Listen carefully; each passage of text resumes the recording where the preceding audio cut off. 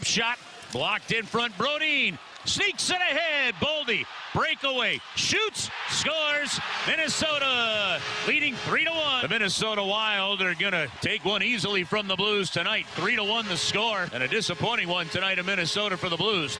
Alongside Alex Ferrario and Tanner Hendrickson, I'm Brandon Kiley. It's BK and Ferrario here on 101 ESPN. That's what it sounded like right here in your home of the Blues, 101 ESPN last night as they lose in Minnesota against the team that just fired their head coach. We knew they were going to come out with some energy. Minnesota wins that one 3-1. Alex, it's not the loss that bothered me last night. I fully anticipated, T-Bone said it yesterday, hey, Minnesota -1.5. Feeling pretty good about that one going into tonight. Was the best odds on the board. I told T-Bone to take it. Had nothing to do with the St. Louis Blues. Had everything to do with a team that fired its coach having a little bit of a response. I will say, though, I didn't feel like they came out with a great response in the first period. It was fine.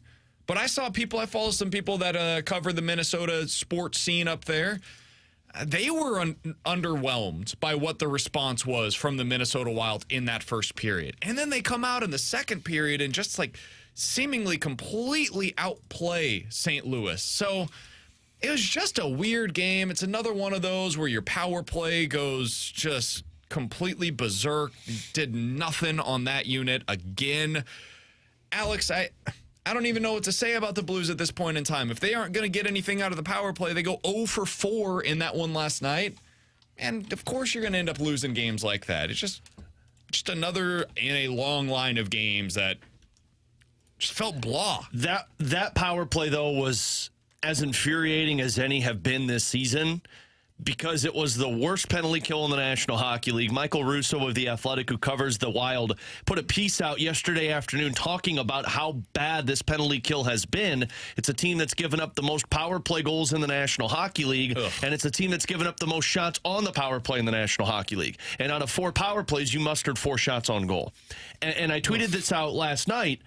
The problem to me, and by no means am I a power play expert, but it's just too predictable. I mean, I tweeted out a picture of the heat map from Natural Stat Trick that shows kind of where the shots, where the opportunities, the scoring chances are coming from.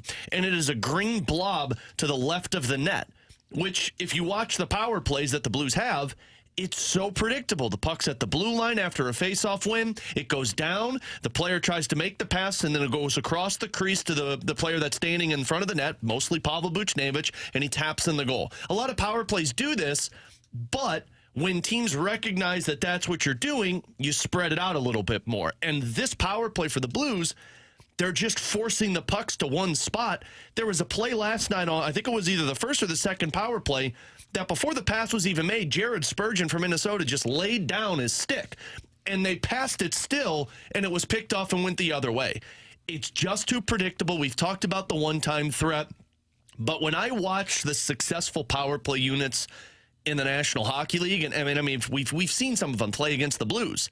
What they do is they start out big, and they condense fast. Go back and watch that Nashville Predators game on the power play. They scored that goal right on the goal crease, but they started big, and probably 30 seconds in prior to them scoring, it was like this tiny bubble right in front of the crease where the Blues, they started off in this big box that people could see on YouTube. I'm using my hands. And then it just condenses into this tiny little square because the power play is forcing them to get closer together. The Blues just aren't doing that. This was a game. Yeah, you got outplayed at 5-on-5, but you kept it close. Your goaltender was great. Yep. You had no offense on the power play, and that has been the bugaboo all season long for this Blues team, but now it's getting to the point where it's way too predictable. Here's what the Blues power play has done in their losses so far this year. 0 for 2, 1 for 4, 0 for 2, 0 for 4, 0 for 1, 0 for 4, 0 for 3, 1 for 4. That's a combined 2 for 24 on the power play in your losses so far this year. Now, it's funny. If you do it on the wins, it looks very similar. Yeah, that's fair. I'm no hockey expert. That's not good. But on your loss, this is a team, Alex, you've mentioned it a number of times, talked about it again last year as well.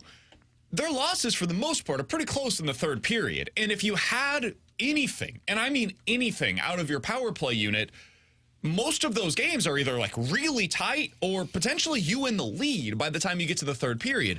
This team is not good enough at 5-on-5 consistently enough to be able to go out there and be this kind of bad on the power play. It's just not, man. It almost feels sometimes like they're parking the bus in front of the net. And it's like, okay, we'll wait until our power play unit, and that'll certainly work out for us. It never does, man. It never does. So far this year, I think one of their biggest issues is that they're getting nothing out of their two highest paid and supposedly best players on the power play.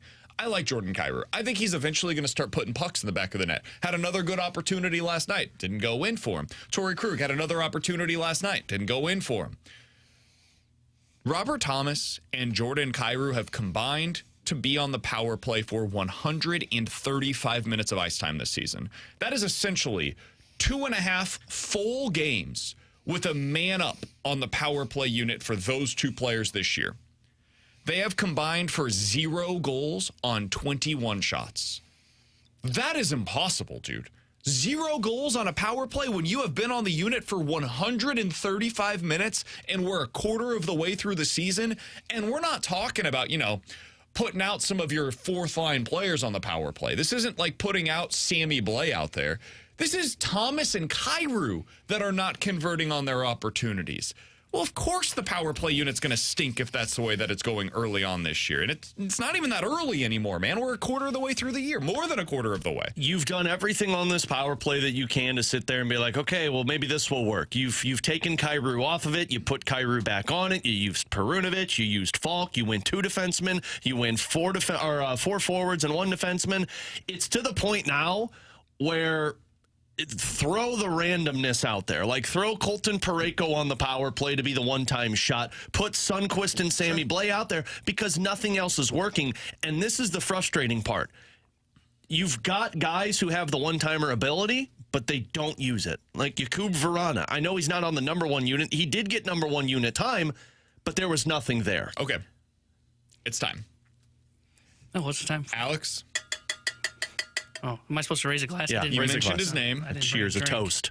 I don't think there was anybody in St. Louis more excited about Jakub Vrana and what he was going to bring to the St. Louis Blues in 2023 than this trio of individuals right here. We talked about it the first time he was placed on the waivers and how the Blues should have claimed him last year, and they didn't. And then, of course, they got him at the deadline. We all thought, hey, man, you need some scoring punch. Yeah, this guy plays no defense. Like, it's a negative defensively. In terms of, if you were looking at the NHL, the show, or NHL video game, he would be a negative rating defensively. I don't think it's possible. I'm pretty sure nobody's ever had that, but Jakub Vrana might. And yet, because he is so skilled offensively, you talked to the guy from Detroit where they said, hey, we're penciling him in for 35 goals a year. And it totally made sense because that's what he is when he's healthy, when he's right, when he's on the ice. Alex, it just hasn't worked so far this year. What's going on with Jakub Vrana? Give us your unfiltered thoughts on his performance through the first 21 games of the season. I'll be as delicate as I can with my unfiltered thoughts here, but I personally view this as it's time for the Blues to move on from Jakub Vrana, because the one reason he is here, that he is making $2.5 million that you traded for him, was to bring the offense. And I'm sorry, guys, he's not bringing the offense. He's got 2 goals so far this season. One of them was against Arizona when the game was already out of hand, 6-2, and then the other was against the Tampa Bay Lightning when the Blues were up by a ton. It's very evident that Craig Berube wants more out of him, and he's not giving it to Craig Berube, which means he's playing 12, 13 minutes a night. And guess what? Those 12 and 13 minutes a night, not only is he not providing offense, but he's becoming a liability. Last night, he tried to make a pass on a power play, trying to think of the phrase that Craig Berube, a senseless pass that Craig Berube has mentioned in the past. It's an empty play that's not going anywhere. It was a pass that was behind Brandon Saad. It was picked off, and you had a 4-on-1 the other way with the player coming out of the box. And it led to a goal. And it led to the goal because he was back-checking, and the guy that was Verana's player was the one that was able to get the shot off. I like Vrana. I think Vrana, when he was in Detroit, was a guy that looked like somebody who could be a 40-goal scorer. But if the commitment's not there to the style that Berube wants, then you got to find somebody who can do it. It's to the point now where you just put them on waivers. And if somebody claims them, great. If they don't, then maybe it's an awakening moment for him to go back to the minors and say, I need to get my stuff together. And if he doesn't want to go to the minors, well, then you move on from it. But you've got a guy in Springfield right now who's got 13 goals and 22 points in 19 games. And Adam Gaudette is not an everyday NHL player. He's had 12 goals one season. Otherwise, it's been 4 or 5 as a fourth-line player in his NHL career. But this is a guy who plays the system that the coaching staff wants. He's got a goal-scoring touch. Why wouldn't you bring him up and put him on a third line with Kevin Hayes to see if you can get something here? Because Jakub Vrana's not providing it to you. And frankly, if you're not getting offense and pucks are going in your net more than they're going in the other side, I don't see how this benefits your team. I was excited about Vrana. I thought he could help this team. I thought he would make them better because they need scoring punch. They do. They need a guy that can come in and just, hey, he's a liability defensively, but hot damn, he scores 30 goals for you. What are you going to do? You got to put him out there on the ice. Even if it's 14, 15 minutes a night, he gets first unit power play minutes. Like, good teams have players like that.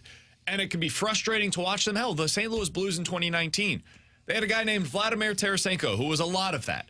Now, he had his moments that year especially where defensively you were like, oh, okay, you're getting a little bit more of an engaged player than what we had seen previously.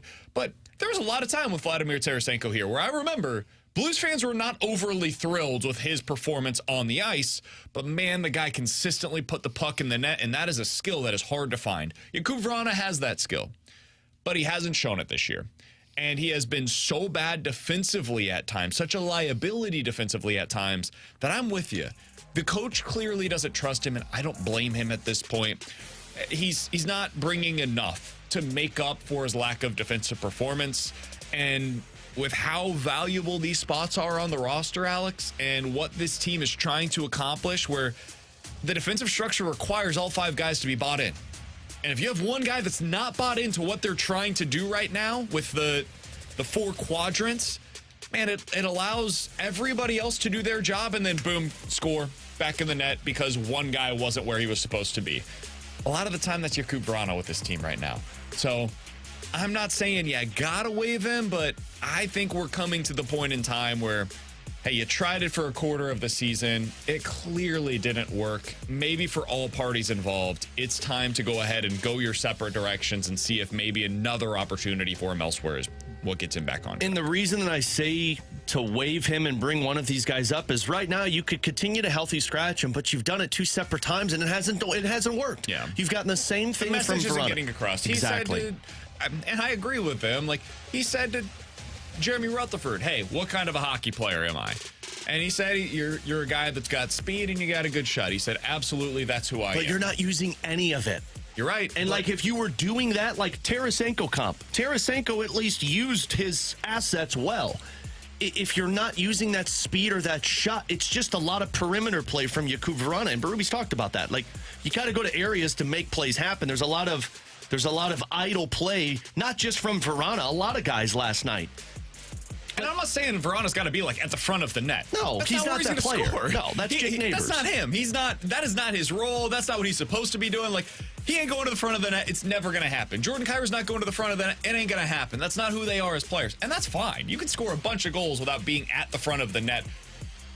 But you got to get to areas where it's at least a dangerous spot for you. And you got to put pucks where they are not going to be in the back of your net based on what your pass is going to. So I think it's pretty much time, man. I think it's time to move on. And I don't think this is a Berube issue at this point. I think it's a Jakub Vrana issue. It's been multiple teams over the last few years. Hasn't worked out on any of them. He got a real opportunity, a new lease on life here in St. Louis.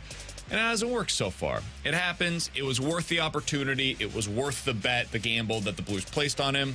And now I think it is time for both parties to go their separate ways. Alongside Alex Ferrario and Tanner Hendrickson, I'm Brandon Kiley. Coming up in about 15 minutes or so, the Milwaukee Brewers might be increasing the cost of retaining Jordan Walker. We'll tell you about it coming up in about 15 minutes or so. But next, the College Football Playoff Committee seems to be saying one thing and doing another with their rankings every week. What does that mean going into this upcoming weekend with the college football playoffs? We'll talk about it next here on 101 ESPN.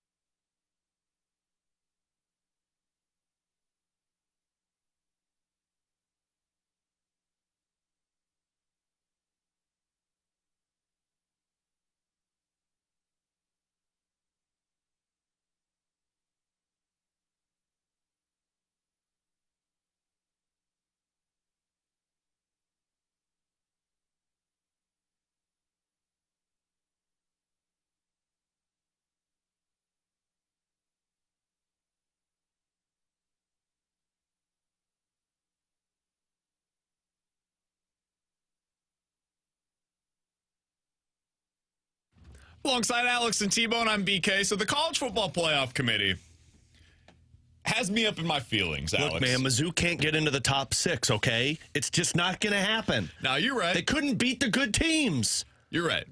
They beat the trash teams, and that's it. Well, I think that's a little unfair. They beat 2 top 25 teams this year. Yeah, but they're not really top 25 teams. They're fake top 25 teams. Tennessee's at number 21. K-State is at number 25. They're still ranked after that loss this week. Sure, that was a wild loss, man. They had 100 plays in that game, K-State did. Iowa State had 35, and Iowa State went for more than 400 yards of offense. It was amazing. Anyways, so the College Football Playoff rankings came out yesterday, and they went pretty much as expected. Your top 4 going into the weekend are Georgia, Michigan, Washington, and Florida State. Here's where I find it to be interesting, though, Alex, and I know that they discussed this on the show last night. Kirk Herbstreit got a little worked up, and frankly, he was saying everything that I was thinking at my house. The College Football Playoff Committee continues to tell us every year, our job is to put the 4 best teams into the College Football Playoff. And if that is truly their goal, then Florida State should not be in the top 4. Not right now, and not after this weekend. And frankly, I don't care what happens against Louisville. If you told me, and I heard Tim mentioning this earlier, and I think he's right, if you told me that Mizzou went up against Florida State in one of the New Year's 6 bowls, I would pick Mizzou to win that game outright. And I am not saying that because I'm a Mizzou fan. I just think Mizzou's the better team. I would do the same thing if Florida State played against Oregon, Ohio State, Texas, Alabama, Penn State, Ole Miss. Any of those teams, I would take head-to-head straight up against Florida State going into this upcoming weekend. And yet, Florida State is ranked 4th because they have not yet lost a game this year. They did, however, lose something more important. They lost their quarterback, man. I didn't think they were a great team prior to losing Jordan Travis, but at least with him, they've got 2 stud wide receivers, and you've got one of the 10 best quarterbacks in the country. I get the argument that they should be in the College Football Playoff in that scenario. Without him, nah, man, there is no argument for it if you're truly going with the 4 best teams. If your goal is to put in the 4 most deserving teams, and I think that's what they actually do, they look at the 0 in the loss column more than they look at, how good of a team are you, then sure, Florida State deserves to be in because they have not yet lost this year. And it's hard to say a Power 5 team that has 0 losses on the season is not deserving of getting into the College Football Playoff. So I think we're almost having 2 different discussions, but what the College Football Playoff Committee gets themselves in trouble with is saying that they're looking for the 4 best teams. Because if that's the case, I think that these rankings are just flat out wrong because Florida State shouldn't be among them. No, they shouldn't. And I know it sucks to sit there and say because it's a team that's 12-0, but when you lose your quarterback with games still to be played in the regular season, and we saw what that team looked like, nearly lost it against a bad team, Texas and Alabama are clear-cut better than Florida State now. If they had their quarterback, we wouldn't even be talking about this. But Texas and Alabama are clear-cut better than Florida State. And again, it's awful to sit and say because they lost their quarterback. If they lost it in the first round of the playoffs, then, oh well, you're going to have to power through this. But because we saw them without the quarterback, they're not the best team. And frankly, anybody they get matched up with in the round of the playoffs, it's a loss. And I just think that's bad for college football. I would agree with you there. I mean, it sucks when you get to college football playoff and it gets all exciting, and then there's just blowouts in the first round. I don't think that's going to happen this year. Now, if Florida State gets in, I think it will happen in that game. But you almost have to view them with a new resume, essentially. It is no longer a 12-0 football team. They are 1-0, and it's a 1 win against a bad Florida team, and it wasn't all that impressive. Now you have to look at them and go, man, they basically have to just destroy Louisville. Like, the game cannot be close. They probably have to win by 35-plus points, in my opinion, to be considered as a, oh, you know what? They're not that bad with this quarterback. Now put them into the college football playoff. Like, that is the level that they're at. They need to be viewed as a 1-0 football team. Because I agree with you guys. If you're going by the 4 best teams, it's hard to argue Florida State's one of the 4 best teams. I wouldn't even really listen to the argument. I'd put them down. I agree. They probably can't beat Missouri. Now, I'd probably rank them ahead of Missouri just because they do have a 0 in the loss category. But all those 1-loss teams, Bama, Texas, Ohio State, and Oregon, are all better teams right now on paper than Florida State because you're missing the most, I would say, the most pivotal position in any sport right now at the quarterback position. And theirs is really good. Yes. That's the other thing is, like, if this was, Penn State, who lost out on their quarterback, if Penn State had, instead of 2 losses on the year, they had beat everybody on their schedule, they're going into the college, or they're going into the Big Ten championship game this weekend. If Penn State loses their quarterback, it doesn't change a whole lot about their team. because they don't believe in the forward pass. So they're a run-first team that is led by their defense. That is much different than a team that is dependent upon one of the best offenses in the country carrying them through the regular season, losing its quarterback. That's obviously a much different discussion here. So I think that's the other thing. Like Washington, if Washington loses Michael Penix Jr. for the rest of the year, well, they become a completely different team. They're not a good team. And depending on what happens if they had lost him last week going into the Pac-12 championship, we would all be watching that game wondering, can Washington survive?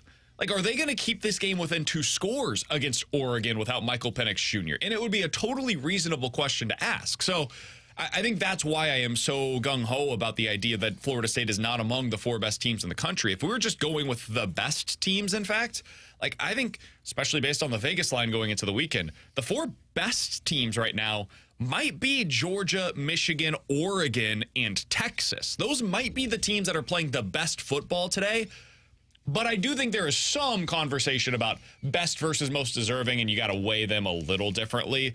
So Washington should be ranked where they are right now, and they'll be able to prove it this weekend against Oregon if they are better or not. We'll be able to see this weekend where we should have a team like Texas, So I think it'll all end up coming out in the wash, but the one team that I don't feel that way about is Florida State. They're the one that I think is not deserving of the ranking that they currently have and should not be there now. Certainly shouldn't be there after this weekend if things are close against Louisville. The other big thing from these college football playoff rankings locally is that Mizzou stayed at number 9. That more or less locks them in, barring something crazy happening this weekend. It would need to be like Oklahoma State wins the Big 12, Iowa wins the Big 10, and Louisville wins the ACC. If all of those things happen, there's a scenario in which Missouri does get booted out of the New Year's Six, but all of those things are incredibly unlikely to take place. What's the scenarios of Mizzou getting into the top 6?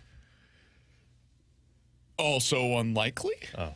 But not impossible? By the end of the year, you could be a top 5 team. And the end of season rankings after the college football playoff, Mizzou could absolutely fit into the top 5. That's a fake win. I'm serious. That's a fake win, though. Maybe, whatever you want to call it. So here's a question that I did want to ask, though. Missouri locked into a New Year's Six bowl, most likely. I think, personally, they're probably going to end up with either Tulane or Texas, depending on what happens there. Not but Tulane. All of that is still very much up in the air. If Missouri had beat LSU, switch that result, is their ranking any different today than what it is currently with the number 9 overall? Because the teams in front of them are the 4 undefeateds that we were talking about: Oregon, Ohio State, Texas, and Alabama. Does Missouri bump up over any of them if they had simply beat LSU earlier this year and are 11-1 today? I don't think so. I think you're still in this position. I think you would have had to beat both LSU and Georgia to move anywhere up the rankings against all of these other teams.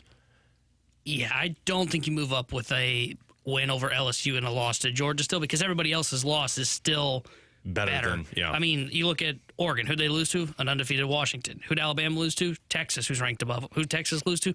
Oklahoma, who is ahead of LSU in the rankings right now. So, like, everybody that's ahead of you has a loss against, and Ohio State lost to Michigan. Like, everybody's one loss compared to what you would be in your one loss to Georgia is still better than yours. So I would say they'd probably be the same. Now, if you flip that and said, they had beaten Georgia, but they'd lost to LSU, I think it's a bit of a different conversation. Agreed. Because you're playing in the SEC championship. But you're probably still not top 6, right? You might be 5th or 6th if you had beat Georgia, because you're playing in the SEC championship going into this weekend. I guess that's true. And if you had beat Georgia, you probably are ranked ahead of Georgia. It's kind of hard to say that they don't. It's the Texas-Alabama conversation, right?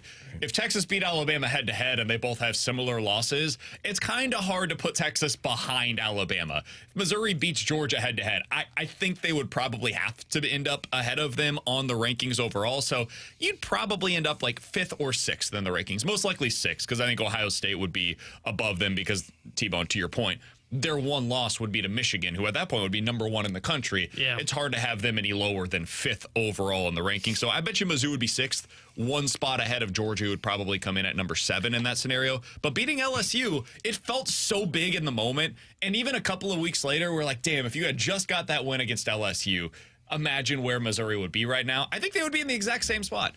I don't know if that's fair or not, but I think that's just kind of the way that this season has gone, is there has not been a ton of chaos at the top of the rankings. The top 8 has basically been as it is currently for the last month.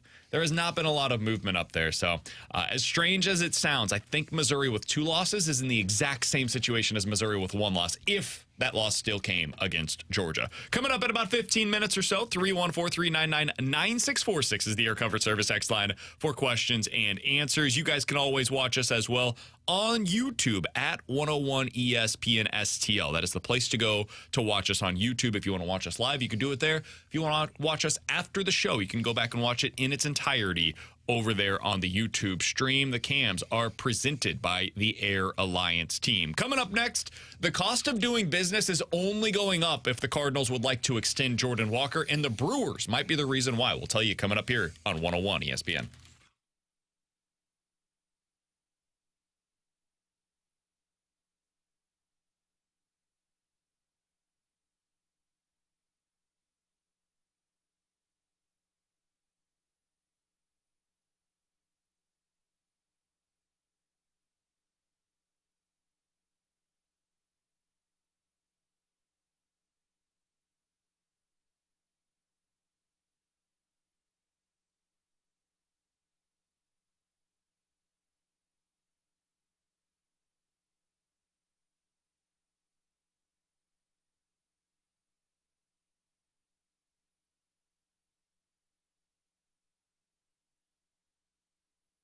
Alex Ferrario with you to talk about my dentist, 100 West Dental, just off of Manchester. I started going there about a year ago, I think it is now. And I went there because, frankly, I didn't have a dentist at the time. After I had my issues of my prior dentist who overlooked something, missed a tumor, lost 7 teeth, had a little anxiety about going to a dentist. But then when I met with Dr. Pryor and his team with the office in Manchester that's got all the technology you can ask for, the patient experience is the most important thing for them.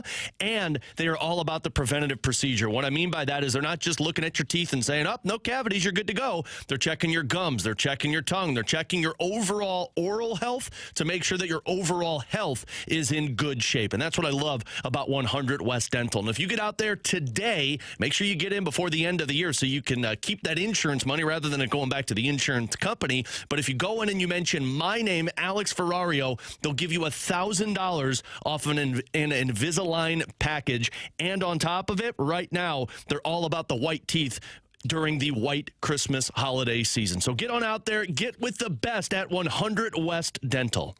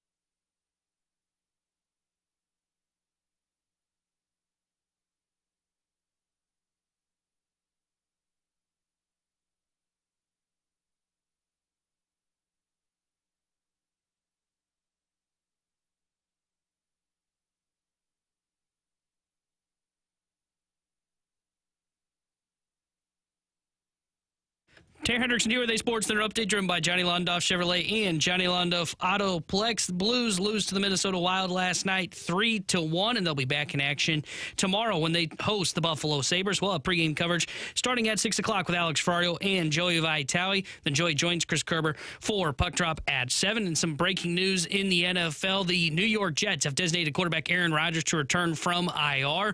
This will open up his 21-day practice window. And in college football, the playoff rankings yesterday, Georgia 1, Michigan 2, Washington 3, and Florida State at number 4. And some baseball news, Cincinnati Reds are signing reliever Emilio Pagan to a 2-year deal. This Sports Center update is driven by Johnny Londoff. Find your road shop 24/7 at londoff.com, londoffautoPlex.com. Are you kidding me?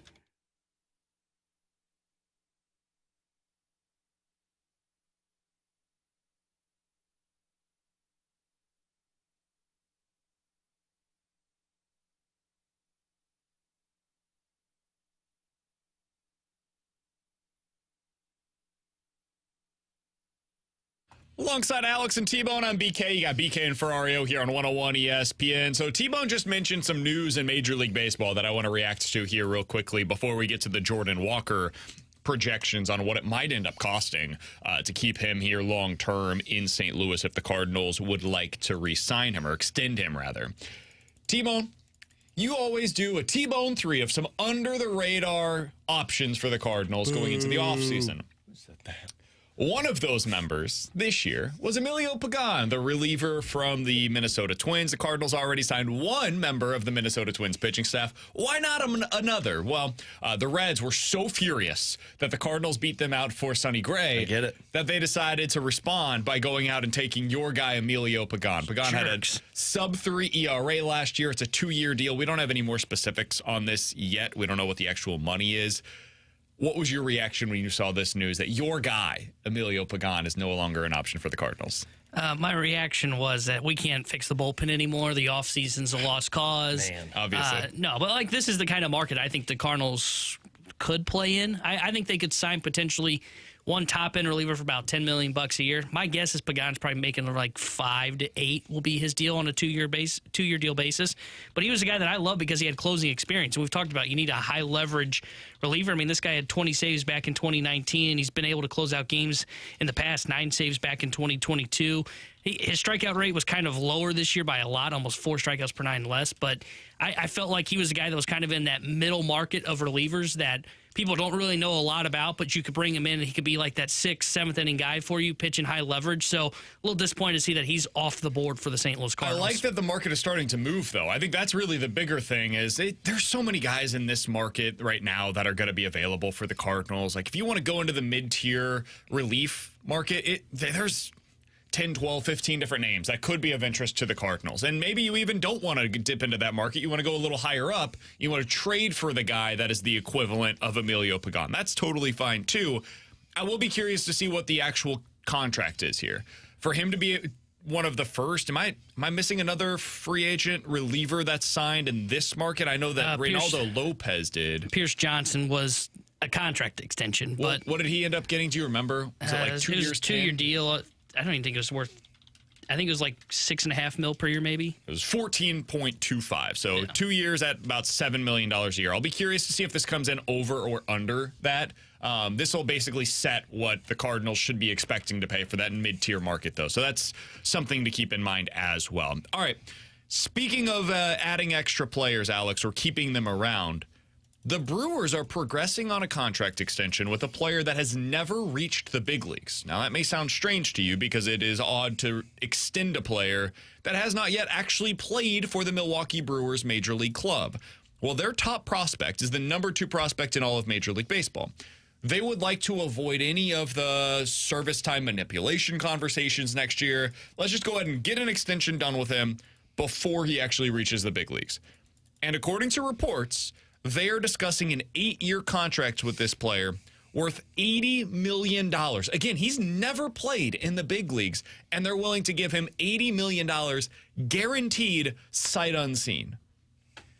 Alex, we talked last year a lot about what it would take to extend Jordan Walker before he gets to his 2nd year of service time. Corbin Carroll got an, 8-year, $112 million contract for the Arizona Diamondbacks. That was after just being up for a few days. Now we see an $80 million deal over 8 years for a player that has never played in the big leagues.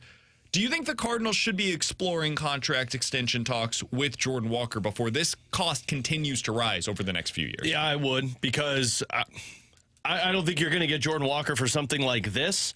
I think you're probably talking north of $100 million now for Jordan Walker, sure. Especially after you had one full season where he kind of showed what his potential was worth. But if you go another season and say, we'll talk about it next year after we see what his sophomore year looks like, I think you could be talking about $150+ million. And I would try and lock it up now rather than later, because if you're the Cardinals, you want to get this to where it's a team-friendly deal for the next 8 to 10 years of Jordan Walker. So, yeah, I think you have to do this now, because one more season where he shows even more potential, his defense increases in the outfield, maybe you start to see that power more consistently. Jordan Walker becomes a guy that says, no, I'm going to wait this one out, and now you're talking $200 million. Yeah, I'm the guy that hates doing contract extensions for guys. I typically like to just play out the system. I hate this idea by the Milwaukee Brewers. Terrible. Well, they don't have anything else going for them, so. That's fair.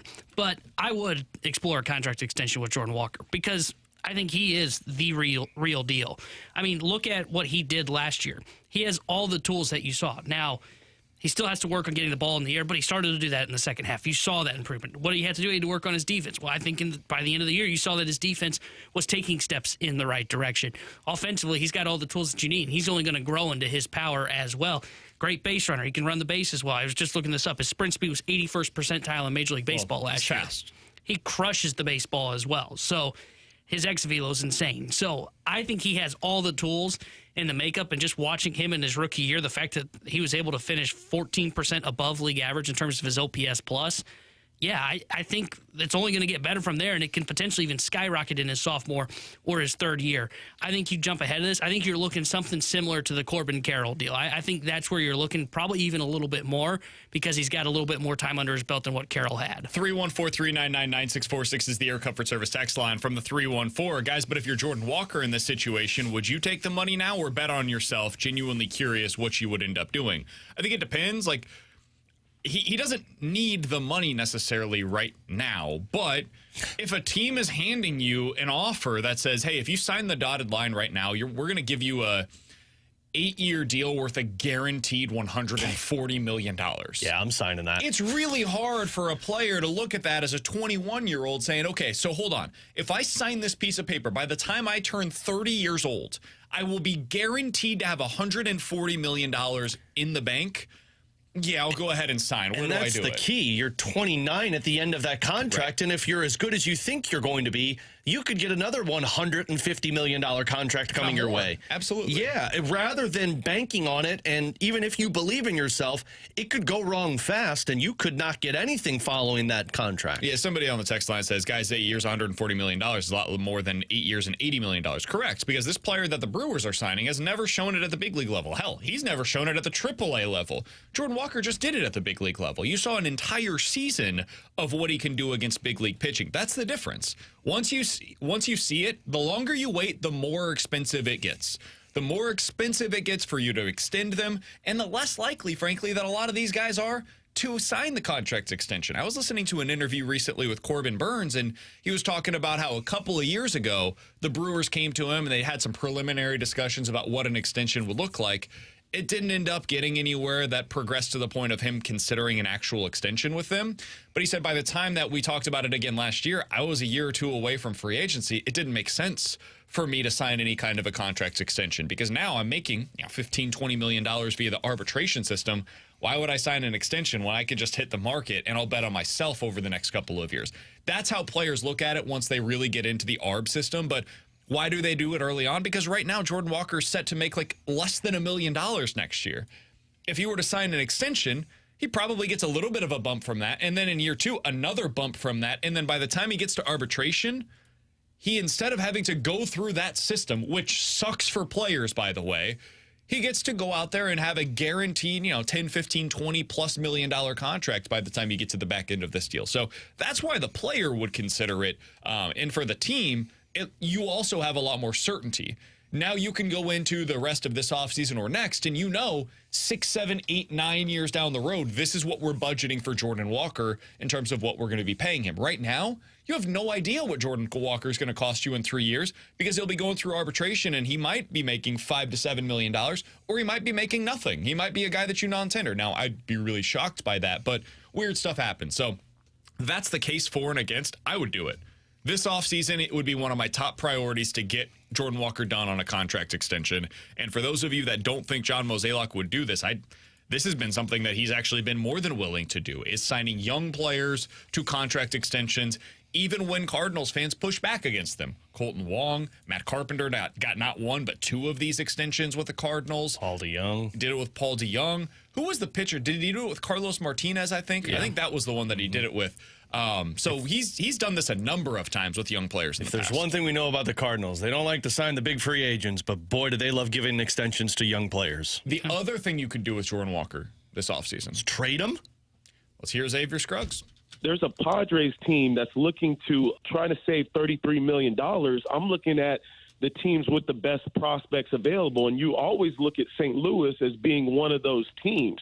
And specifically, you think about some guys that that are still young playing the outfield position. I hate to say the name Jordan Walker, but there's teams that are looking at a Jordan Walker that's going to be like, wait a minute, that could be a guy that I could add to my roster as well. And if the Cardinals are looking at it to where, okay, Jordan Walker maybe isn't going to provide the power that we're looking for from an outfielder, they could be looking at options like that. Those are just things that I try to think along with some of the front offices.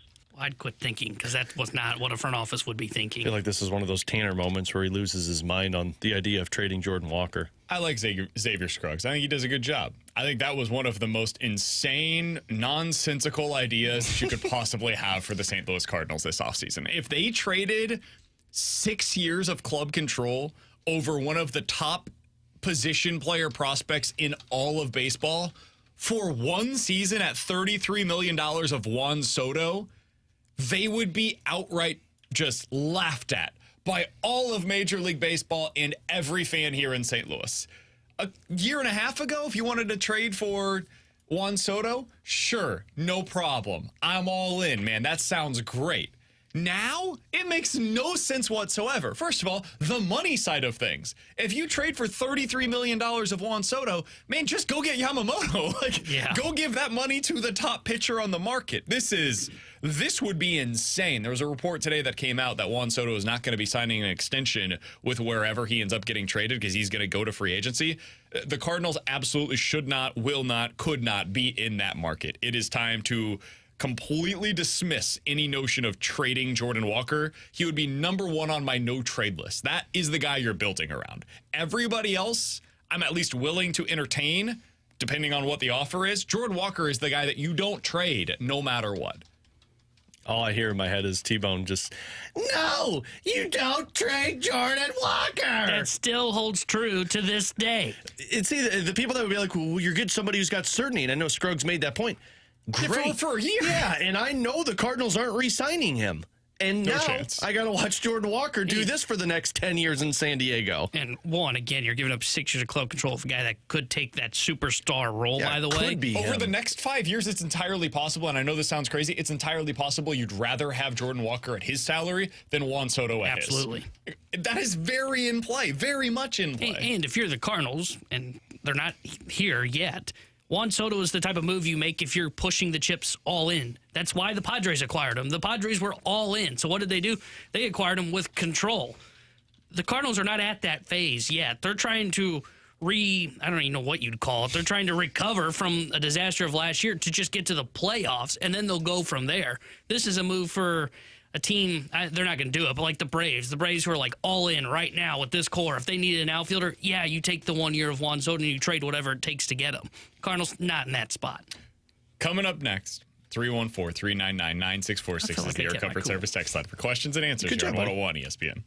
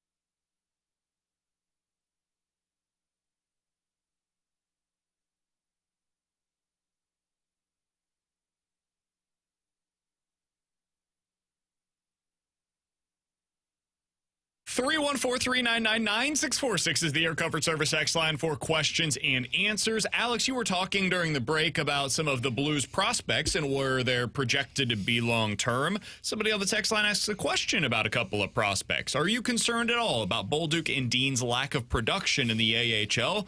Bolduc has 3 goals and 6 assists in his first 19 games.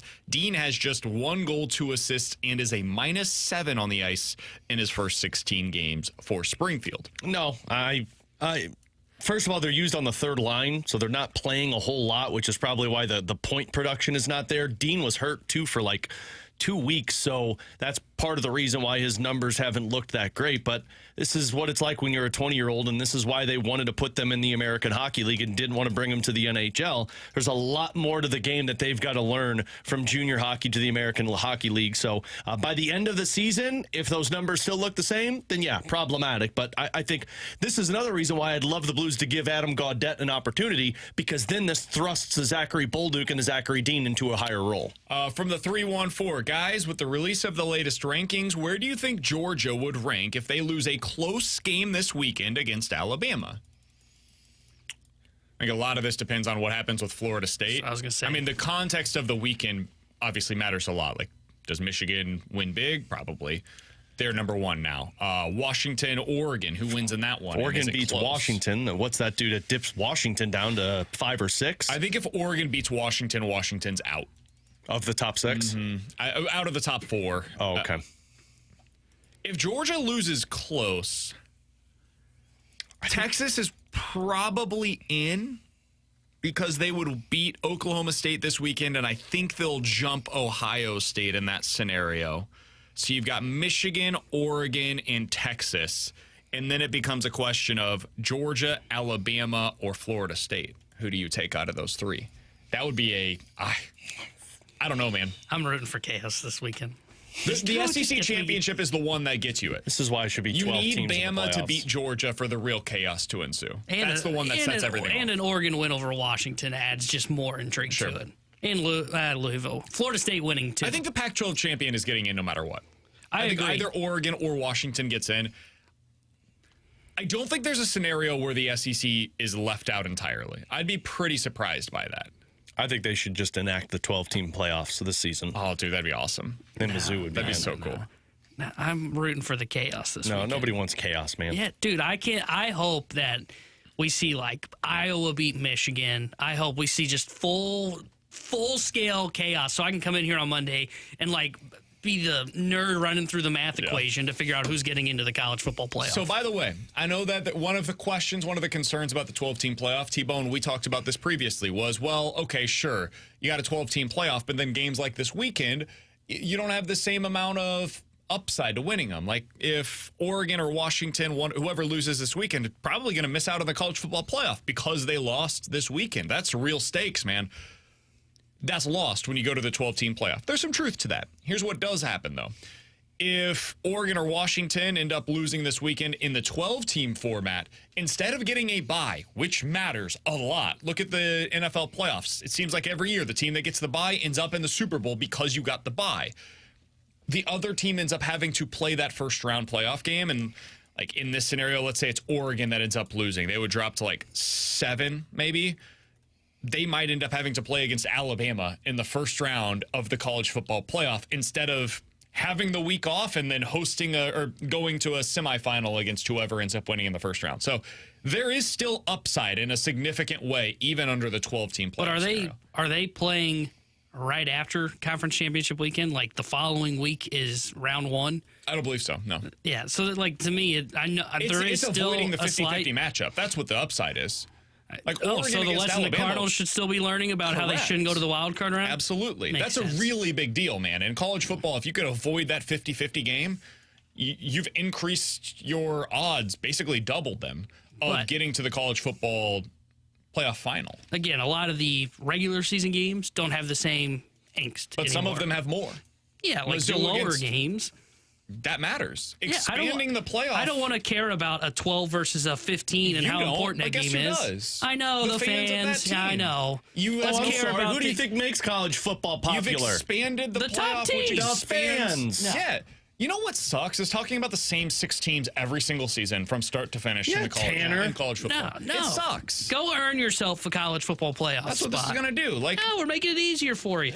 if know you're a what? fan of Enough. Arizona football, them playing at the end of the season the last few weeks, suddenly the games took on new meaning. I Like, don't want to watch a 9-3 Arizona. you don't have to. Don't I'm watch sick them. of you. But if you're an Arizona Wildcats fan, you probably wanted to watch that. America. Louisville last week losing potentially cost them a spot in the 12-team college football playoff. You're welcome, America. You know what, man? Kentucky versus Louisville was a playoff game. Just don't That watch, matters. Tanner. Just don't watch. Coming Why up we gotta next, expand everything? we've seen your text. Yes, we saw the report. Sonny Gray only making $10 million in salary this upcoming season instead of the full $25 that is his AAV. What does that mean for the Cardinals' offseason plans? We'll talk about it next year on 101 ESPN.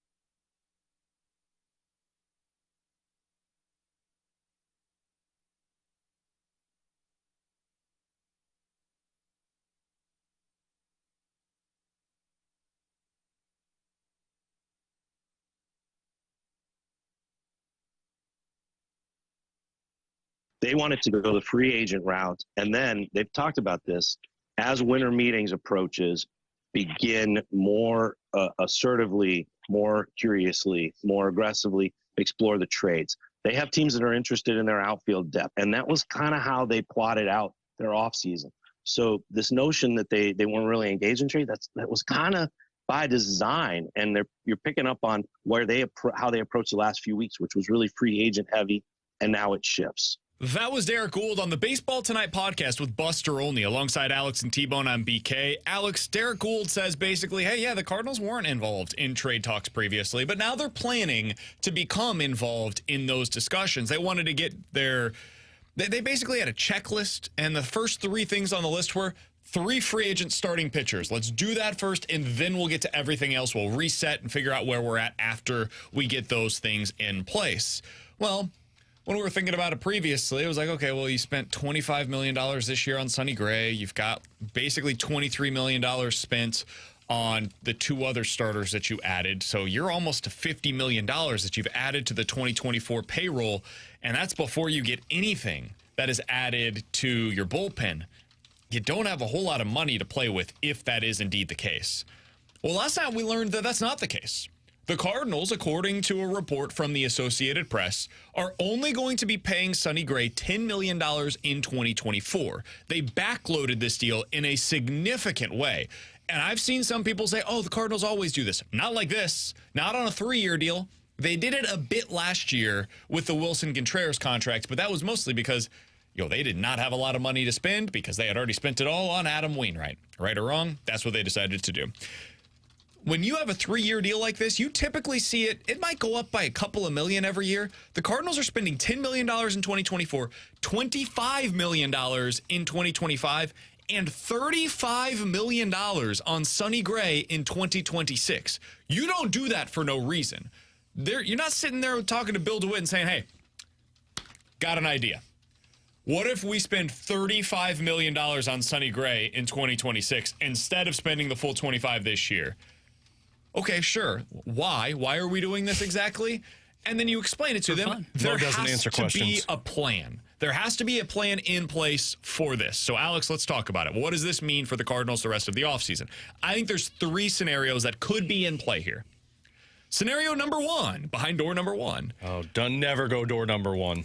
The Cardinals are opening up salary space for a starter, specifically one on a 1-year contract, because you would want that money to come off of the books prior to Sonny Gray's salary increasing from $10 million this year to $25 million next year. The guy that immediately comes to mind, that would not be a trade, is Tyler Glasnow. 1 year, $25 million is what he would be if you added him to this payroll. Scenario number 2. The Cardinals are actually exploring multiple bullpen arms, and they needed the extra money in the coffers to be able to go to free agency, to be able to acquire those guys. Emilio Pagan, obviously not going to be that player. He just signed a 2-year deal with the Cincinnati Reds. Call it. Offseason's over. But maybe that is the route that they decide to go. Instead of trading for their bullpen arms, they want to sign those guys in free agency. Or option number 3, Alex. This is my favorite option. The Cardinals don't have as much money to spend this offseason as we think. They want to leave some flexibility for the trade deadline if and when they're in contention. And because you have a bunch of money that's coming off of the books after this year, you're more than happy to pay this for Sonny Gray next season because you have Paul Goldschmidt that's coming off of the books at the end of the year, and you've got the 2 free agent starters that you just signed coming off of the books after next year. So maybe it's just a simple situation where they're like, we don't want to spend a bunch of money on the payroll in 2024. Let's spend less on Sonny Gray now so that way we can spend more later. Alex, of those 3 scenarios, which do you think is most likely for the Cardinals? Three's most likely. He's going to be the most negative. Most likely. Bill DeWitt's like, wait, I can save money this offseason? Absolutely. They should do the Tyler Glasnow one. Here's my only problem with the Glasnow one. You're still kicking the can down the road another year. Like, yeah, you go out there and you get that top arm, but you only got him for 1 year. And now you're paying more money for Sonny Gray next season, which means you're going to have less money to spend to find that other top echelon pitcher. What do you do if Tyler Glasnow pitches like a Cy Young candidate next year? QO. Can you afford that? Sure. $20 million, yeah. And he could turn it down, can't he? Yeah, and then you get a pick. Yes.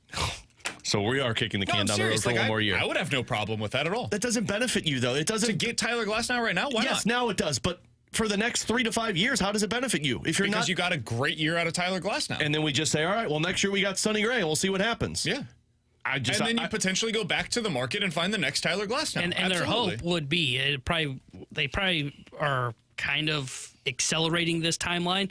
Their hope would be that by next year, Tink Hintz and but I don't buy TK into that. Roby are getting close to getting to the point of getting to their big league debut. With They pitching, wouldn't be I'm one. okay with this. Yeah. If this is a position player side of things where you're like, hey, let's sign a one-year deal for center fielder, I don't love that idea at all. Eventually, you're going to need somebody to slot in there and be that guy for the next 10 years. With pitchers, if you're going to go this route, absolutely. I've got no problem with that at all, especially because the cost to acquire a guy like Tyler Glasnow is not exorbitant. Like, if you were the Giants when they signed Carlos Rodon, are you upset that you signed Carlos Rodon to a one-year deal? I'm not. What they did the year before, they signed Kevin Gossman on a one-year contract. It worked out great with him as well. I would love to sign these guys or trade for them that are on one-year, basically prove-it deals. You're getting the best out of them. And if it works out great, maybe Tyler Glasnow says, I love it here in St. Louis. I am actually a huge fan of Provel cheese.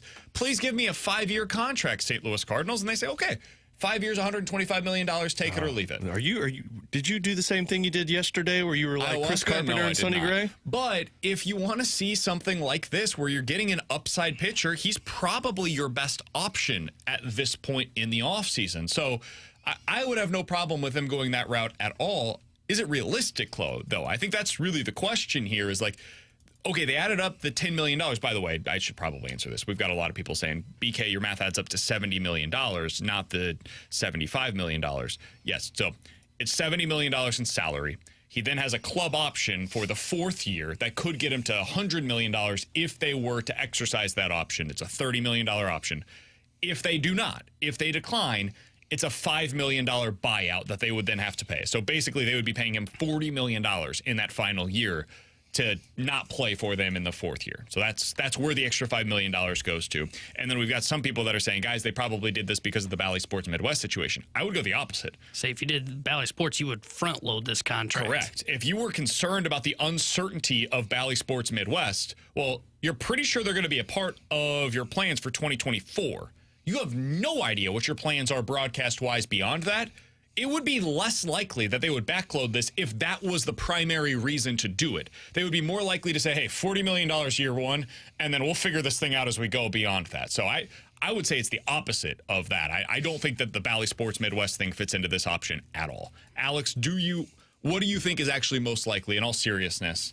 Probably the bullpen arms. Why they did this. Probably the bullpen arms, to where they say, because that's what most talked about, of adding more weapons to the bullpen right now, and via trade, maybe. I think it's more likely you're going to load up in the bullpen now with that extra money and then still have some left over because of this and say, well, now we're in good shape. Yeah, I think it's probably a combo of door number 2 and door number 3. I think they probably look for one bullpen arm. Maybe, by the way, the deal for Pagan is out. 2 years, $16 million, so $8 million for that mid-tier market. So price of business is going up, baby. Yeah. So I think what they may do is they may get one of those arms, go into that mid-tier market, or you go a little bit higher, go back to like the Jordan Hicks, where he's probably going to get 11, 12, and then you get one bullpen arm, and then you save some money for the trade deadline. Like I think if they're going to leave themselves short somewhere, it would probably be, you know what, let's get one bullpen arm. Let's save some flexibility for the deadline for if we do need to add, whether it be another starter or we do need to go add a bullpen arm, we've got some flexibility. So I think it's kind of a combo. I hate to take the cop out here, but I think it's a combo of door number 2 and door number 3 that you laid out in the scenarios. I hope it's door number 1. I really hope they don't pay Jordan Hicks $12 million to get the same thing that we've gotten. If they had a $12 million one-year contract with Jordan Hicks, totally fine with that. I've got no issues with that whatsoever. $12 million over 3 years? Whoo, boy.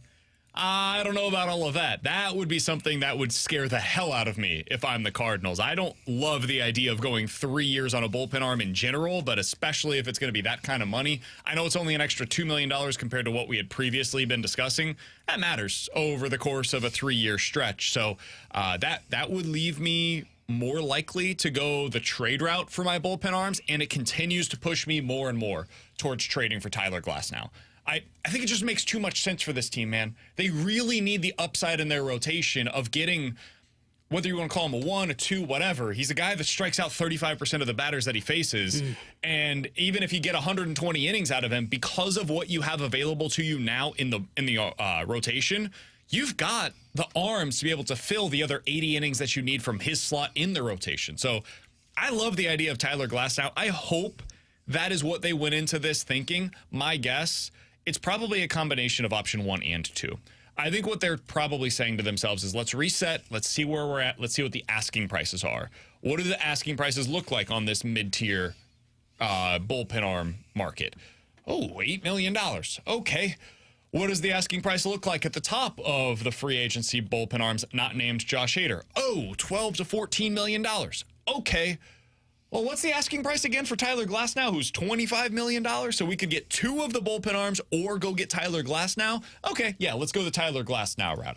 I think that's probably what they're doing, is they're allowing themselves to go one of those 2 different options, depending on which one ends up being better for them. And then you can look at Matz and go, okay, can he be a $12 million worth high leverage reliever from the left side if you don't trade him? Because now you have that $25-ish million that they probably have to spend. You get that Tyler Glasnow starter. Don't think you're going with a 6-man rotation. And how do you add, quote unquote, to the bullpen? You just push Steven Matz into the pen. And as you've seen, we talked about it yesterday, he can be a guy that has pitched well once he's come out of the bullpen. By the way, Katie Wu tweeted out this morning talking about why she now believes that it is possible, maybe even likely, that the Cardinals continue adding to their rotation. Quote, I have talked to people both inside and outside of the organization. I feel that it's way more important info to fans than my personal speculation, which is what I was offering after they signed Sonny Gray in terms of my skepticism that they would continue adding to the rotation. I think the Cardinals are going to go out there and add Tyler Glasnow. I think that's going to be what they do. I think they're under-promising and over-delivering. And if they end up doing that, A+ offseason, as long as they go out there and continue to add to the bullpen as well. And frankly, as long as it's just like solid arms, if you add to the bullpen with guys, even if I've never heard of them, that like projects to be fine. And Emilio Pagan. Yeah, but on the trade market instead of getting them via free agency. Oh. And if you add Tyler Glasnow, hell yeah, dude. That's a great offseason by the St. Louis. Guess everybody will be happy with Little Mo after that. Yeah, I would be. I would be thrilled with Lil Mo if he goes out there. That is some wiggling of knobs. Yeah. That's some knob wiggling. Dude, the crazy thing is you don't have to fiddle against any knobs. If you go out there and get Sonny Gray and Tyler Glasnow, their knobs are already fiddled. They're good. What? Coming up next. What are you talking about? 314-399. We're still talking baseball, right? 466 is the Air Comfort Service text line. More likely to happen here on 101 ESPN.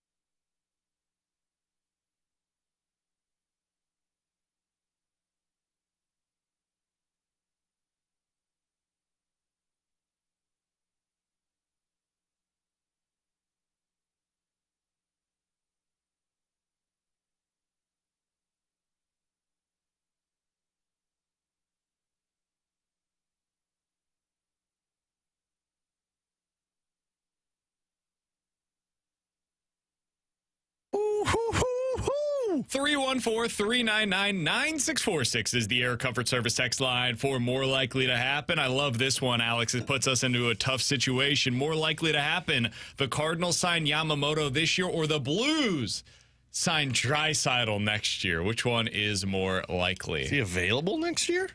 Now, whenever he's available.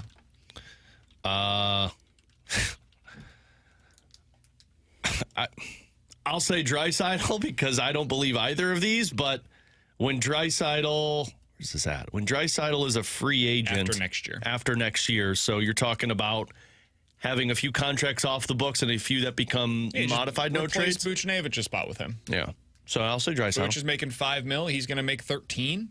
Ipso facto, you make it work. I mean, we have imaginary money in there somewhere. Yeah, a couple of minor leaguers playing top 6. Yeah. Salary cap goes up. Yeah, sure. Snugs and Dvorsky are going to be making the league minimum for like 3 years. The only thing the reason that this is more likely is because Draisaitl's played in the Canadian market. And he probably wants to come to the U.S. market rather than Yamamoto, who wants to be on a coast. Yeah, I would go Draisaitl just because I think there's a 0% chance that the Cardinals are signing Yamamoto. Agreed. That's where I was I just can't see the Cardinals signing Yamamoto. There's at least a 1% chance that the Blues can sign Draisaitl. Take a step back for 1 second. What would the reaction be if they did? Again, I think there's a 0% chance. Zero. Big fat zero. What would the reaction be if they signed Yamamoto and that was the end of their rotation moves this offseason? A++.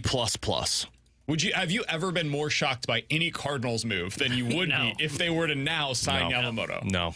It would be the most shocking Cardinals move that I think I've ever seen in my life. I would be more than happy with Little Mo. I'm not trying to overstate that. I think that's true because, like, the Goldschmidt trade was very predictable. What was more shocking? Pujols leaving or them signing Yamamoto? Them signing Yamamoto. I think so. The Matt Holliday trade was shocking, too. That's fair. But this would be more shocking than the Matt Holliday trade. At least there was speculation about that, though. It's kind of like the Arenado thing where it was like, okay, eventually they're going to trade for Matt Holliday. Eventually they're going to trade for Nolan Arenado. This would be like they got him?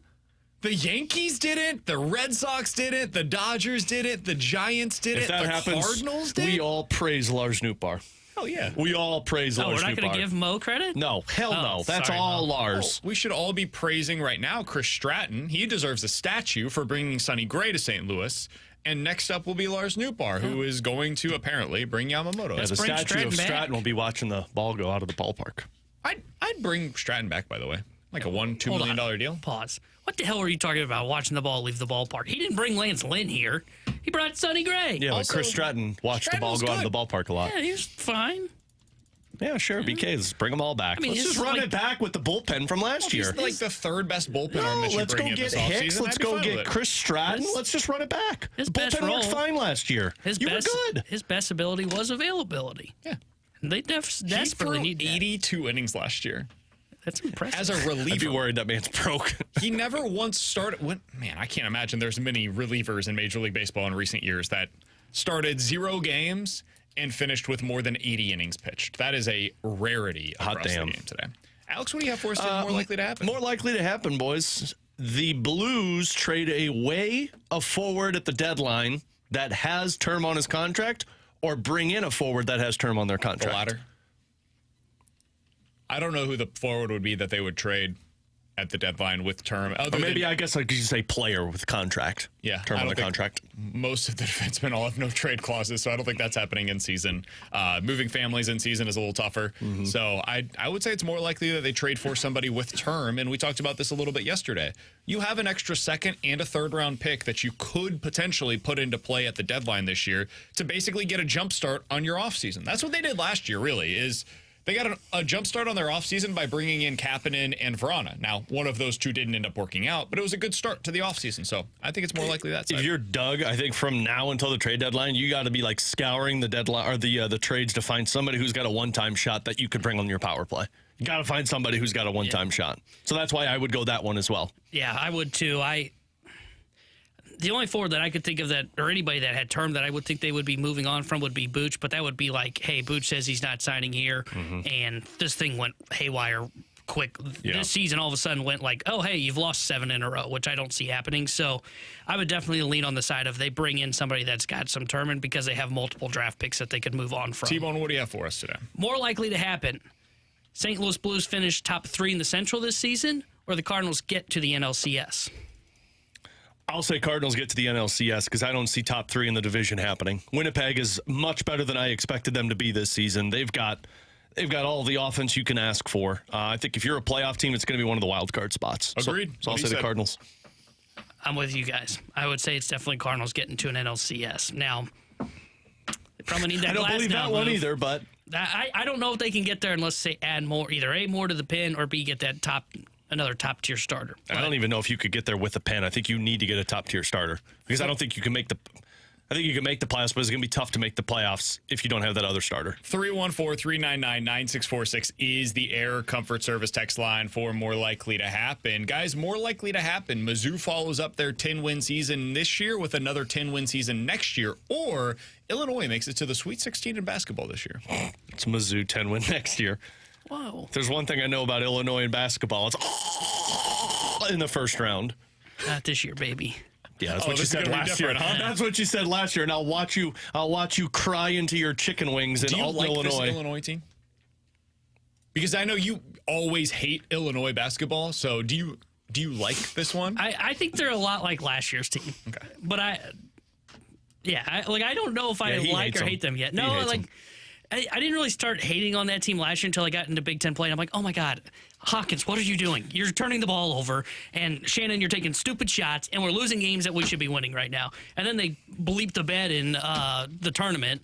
I would actually say, I don't remember what the first part of this was. Oh, Mizzou won in 10 next year. No chance. I'm going to say, actually, no, I will say Mizzou. I looked at their schedule for 2024 next year, and it is fairly easy. Like, they avoid a lot of the tough SEC opponents.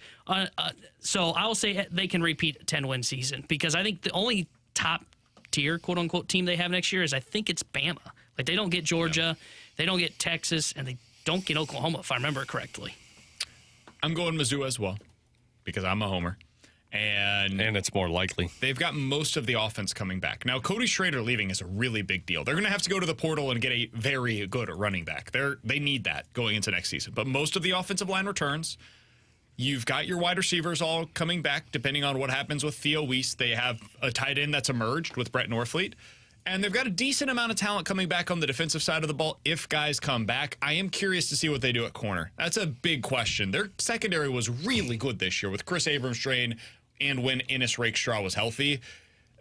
Trying to replace those two guys is going to be incredibly difficult going into the offseason. So I think it's more likely that Mizzou does, but I think a step back is very much in play depending on how the portal goes. By the way, to answer my own question about Stratton, he threw 82 2/3 innings last year. The only pitcher since 2019 that has thrown more innings without starting a game was Chad Green in 2021, who threw 83 innings for the New York Yankees. I like Chad Green. Does he still pitch? No, I think he's broke, which is why I wouldn't bring Chris Stratton back. He appeared in 12 games last year and 14 games the year before that. So he's broke. If he's thrown 27 innings over the past 2 seasons after throwing 83 in 2021. Yeah, which is why you don't bring back somebody who throws 82 innings. Matt Bowman ring a bell for anybody? Honestly, fair point. Totally fair point. All right, 314-399-9646 is the Air Comfort Service X line for more likely to happen. Final one here, sticking on the college basketball theme. Guys, more likely to happen. Mizzou ends up missing out on both the NIT and the NCAA tournament, or they make it to the second round of the NCAA tournament. Oh, missing out. I think Mizzou makes the tournament, but I don't see them winning a game. I mean, I haven't watched a whole lot of it, but the little that I have seen, they are way too... You would have been impressed last night.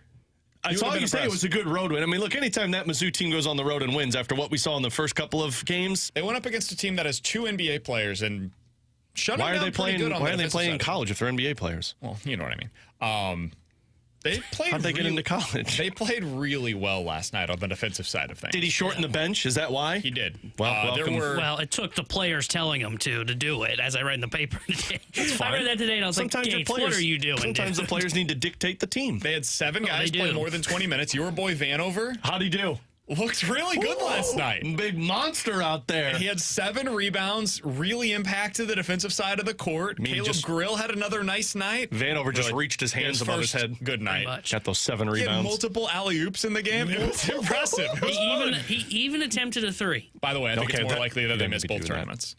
Really? I actually was very encouraged after last night's win. That was a big one. That was a big one. And if you get into the tournament, like you get hot, you can win a game. Yeah, Mizzou or Illinois can't do that. I would, as I've learned, I would actually say more likely they win around in the tournament. And I was like very out on this Mizzou team until last night. But last night, for the first time watching them, I went, okay, this looks like a team. And what I mean by that is they are playing team basketball. The ball movement was great. Shot selection was great.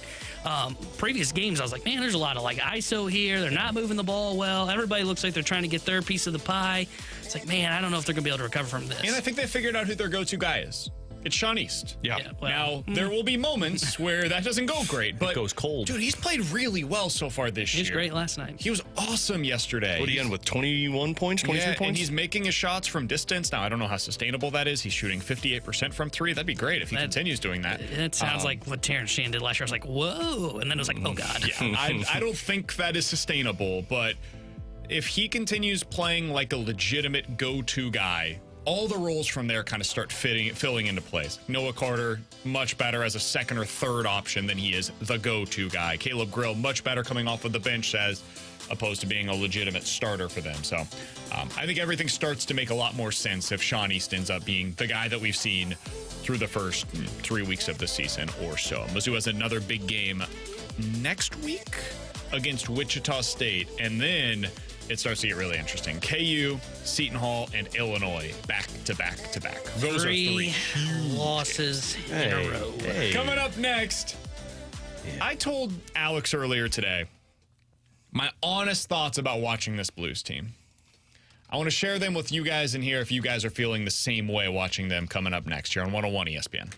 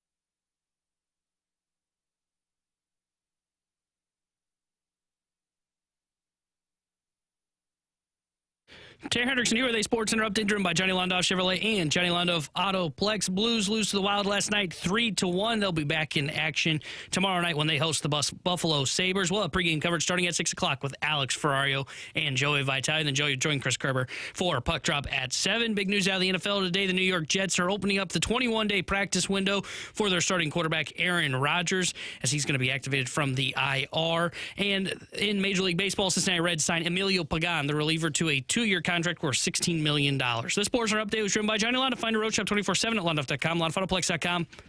Are you kidding me?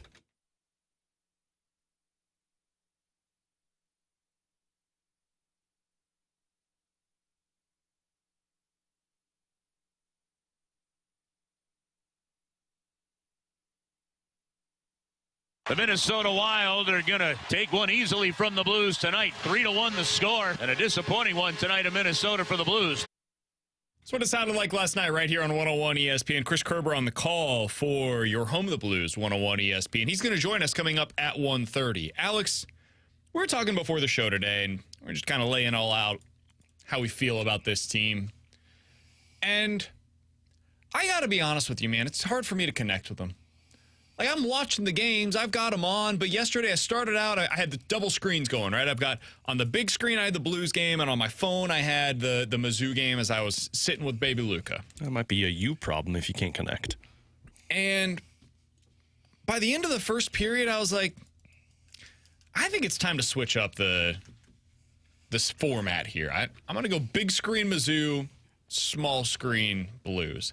And I've felt myself kind of going that direction most of the year, especially recently. Like Saturday, I think it was, there was some football on as the Blues were playing. And then last week, there was some football on while the Blues were playing. And so I gave them the small screen treatment on both of those days.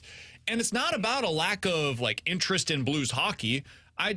Last year, 2 years ago, I was locked in with that team, dude. They captured all of our hearts. Like, they were a super compelling team to watch, and you get locked in with it.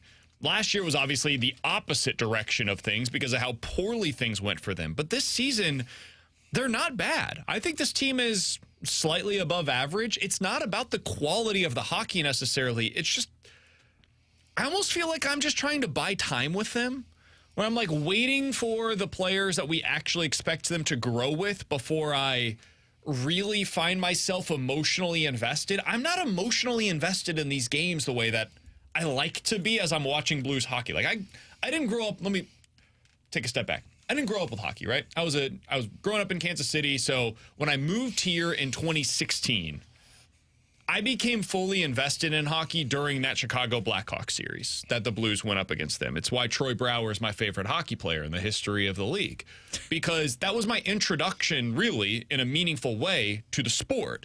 And so I just like it's the first time where I was like, hey, man, I love this. This is awesome. And I didn't know anything that I was watching. I just really enjoyed watching the Blues. And so I just became fully invested, and I watched it as a fan more than anything else. I didn't watch it as an analyst or anything like that. I just watched it as a pure fan. And so I allowed myself emotionally to become invested. This year, I don't feel emotionally invested to this team. And I can't put my finger on why that is. Do you guys feel that way? 314-399-9646 is the Air Comfort Service text line. Like, am I alone in this regard, or are other people feeling something that is similar this season watching the Blues? It's not that I'm not emotionally invested in it, because I go into every game with excitement and optimism thinking like, okay, let's see what they got in this one. But it seems to be after the first period, they do kind of suck that life out of you. And I believe a lot of it is because of the way that the Blues are playing. It's not the high-flying offense that you see around the National Hockey League. It's that boring style of hockey that you're waiting for a big moment to happen. The Chicago Blackhawks game, it felt that way until Jake Neighbors scored that goal early. And then it's like, oh, okay, here you go. The Arizona Coyotes game, that game was just in shambles, but it was a ton of offense. What gets you excited, even as a Blues fan, are goals. And you're not seeing a lot of them right now. But even a couple of years ago, like that team was the one where it was all offense and no defense? No, like what was it, 3 years ago, where they were like all defense and no offense? Like, I can get invested in a team. I mean, Ken Hitchcock All of his teams. It was all defense, and occasionally there'd be some offense, don't get me wrong, but it wasn't like these were high-flying hockey teams, and that was my introduction. So, I don't need you to be scoring 6 goals a game. It's not even necessarily that. And I think some of that is because you know where the clear cutoff is among the competitive teams and the non-competitive teams, and this is the point I was going to get to. I look at this, you're feeling this way because it's kind of a bide-your-time moment with this Blues team. And what I mean by that, I talked with Dennis Bernstein, who covers the LA Kings, friend of David Pagnotta on the fourth period. And I talked to him about how the Kings got out of that retool. And he said they had to wait until they got out of some bad contracts before they started to get into that, okay, we're competitive frame. And I went back and looked at this and I wrote it down. Jonathan Quick was making $7 million. Dustin Brown was making $5.5 million. Kovalchuk was making $6 million. Alec Martinez, 4.1. Jeff Carter, $3 million. Tyler Toffoli, $4.8 million. They had a ton of dudes that were making a lot of money that weren't putting on the effort that you needed to see. That was in 2019, where they were in the midst of losing games and getting top picks. Now they were able to trade away Jonathan Quick's contract. Dustin Brown retired. They waited out the Kovalchuk. Martinez was selected in the expansion draft. But 2 years later, they got to the point where they had more cap space. Some of those prospects started to click on what they were hoping they could become. And then you made the trade for Fiala. You made the trade for Pierre-Luc Dubois, and you said, now we're ready to compete. I really feel the reason you're where you're at is that's where this Blues team's at right now. They're waiting for some of these contracts to time themselves out. Because as a fan, you're looking at this and you're saying, okay, this Blues team might have a chance to be a playoff team, but let's be realistic. Verana's not going to be here long term. You don't know what Torrey Krug and Nick Leddy, if they're going to be here long term. There's pieces you know will be, like Thomas and Colton Parayko and Jordan Binnington. But the pieces that you're not sure, you're waiting for Dvorsky and Snuggerud and some of these prospects to step up and see that wave come in. That's the LA Kings model, to where they had to wait for Gabe Velarde and Alex Iafallo at the time to take that next step so that they could say, now we're in our winning window. It's just this weird purgatory of you're transitioning from one era to the other. And I look at that as that's part of the reason why it feels like it's sucking the life out of you, because you know this isn't what the model that Doug Armstrong and Craig Berube are envisioning with the Blues. Yeah, because I don't think they're a bad hockey team. I really don't. I think they're frustrating to watch. The power play just grinds to a halt, and it sucks my soul out of my body. That takes a lot of it. And that is hard. But overall, I think they've actually exceeded expectations for me so far this year. So it's not the quality of play necessarily. I just find myself, and I'm watching all the games, don't get me wrong, I'm there, so they're on the screen, but you know how when somebody's talking, Alex, you probably feel this way most days, how somebody's talking and you hear everything they're saying, but you're not really listening to anything that they're saying? Huh? Exactly. That's kind of how I feel watching the Blues right now. We're I'm watching everything they're doing, but it's not resonating with me, and I can't, based on the text line, I don't think it's just a me thing, but I think you're right, Alex. It's because I don't feel the same level of connection with the players. That's just because this isn't the core you're expecting to be around long term. And I also think it could go into the fact that I just don't know what I'm going to get every night. I do think they are a fine hockey team. I agree with you there. They're a playoff caliber team. There are nights where I can see what happens, in the first period, and I can go, that's just not their night. I know what's going to happen. I feel like after one period or a period and a half, I can typically go, okay, this is either going to be a close game that they either find a way to win, or that maybe they barely lose it, or it is just it's going to be the Predators game, where it is, oh boy, here we go again. They're giving up 8 goals, and it's just not their night. They didn't. For whatever reason, they didn't have their legs, didn't have their hands, whatever. It just was not their night. There is no all right, we're down by 2. I feel like we can get back into this game. They go down by 2. I go, yeah, not the Blues night tonight. They'll get them next time they show up to town. And that's part of my reason, is it just feels like you talked about predictability on the Blues power play in our first segment. I think a lot of games, once you get to see the start of the game, you can kind of predict the outcome of the game. I mean, this really feels, in longtime Blues fans, I know you mentioned BK, you kind of got into it once Ken Hitchcock took over, but longtime Blues fans can kind of resonate with this because you go back to that 2006 year that they drafted Eric Johnson. I mean, bad team, 2008, 2009, you got into the playoffs, but you were biding your time because some of these guys were post-lockout contracts that you were like, well, they're not going to be here long term, but you were waiting for the Eric Johnson, the TJ Oshis, and the David Perrons, and the Patrick Berglunds to start clicking. And in 2008 and 2009, they started clicking. And then you had an underwhelming season. Ken Hitchcock enters, and then you get into relevancy. I really feel like, and somebody texted and said, what you're saying, Alex, is 4 to 5 years you've got to wait. No, that's not what I'm saying, because the cap is going to go up $8 million within the next 2 years. And look, Scandella's contract comes off. You're talking about Kapanen and Verana's contract coming off. You are talking about no trade clauses that become modified no trade clauses. This was the same ordeal with the Kings. There's maneuvering that takes place in the NHL if you just feel like the next core is ready to take over.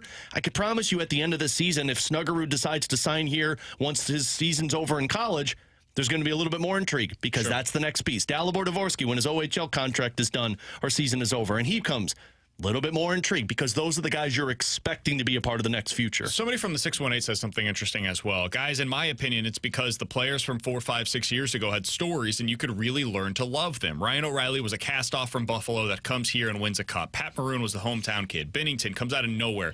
Brouwer had the history here in St. Louis. Tarasenko is a guy that you watched be groomed into the player that he was. All of those people you were invested in, and now you don't feel that way because some of these players feel like mercenaries. It's the players. That's why you're feeling this way. Maybe that is part of it. Like, if I asked you just a very simple question, how many players on the Blues team today do you expect to be here 5 years from now?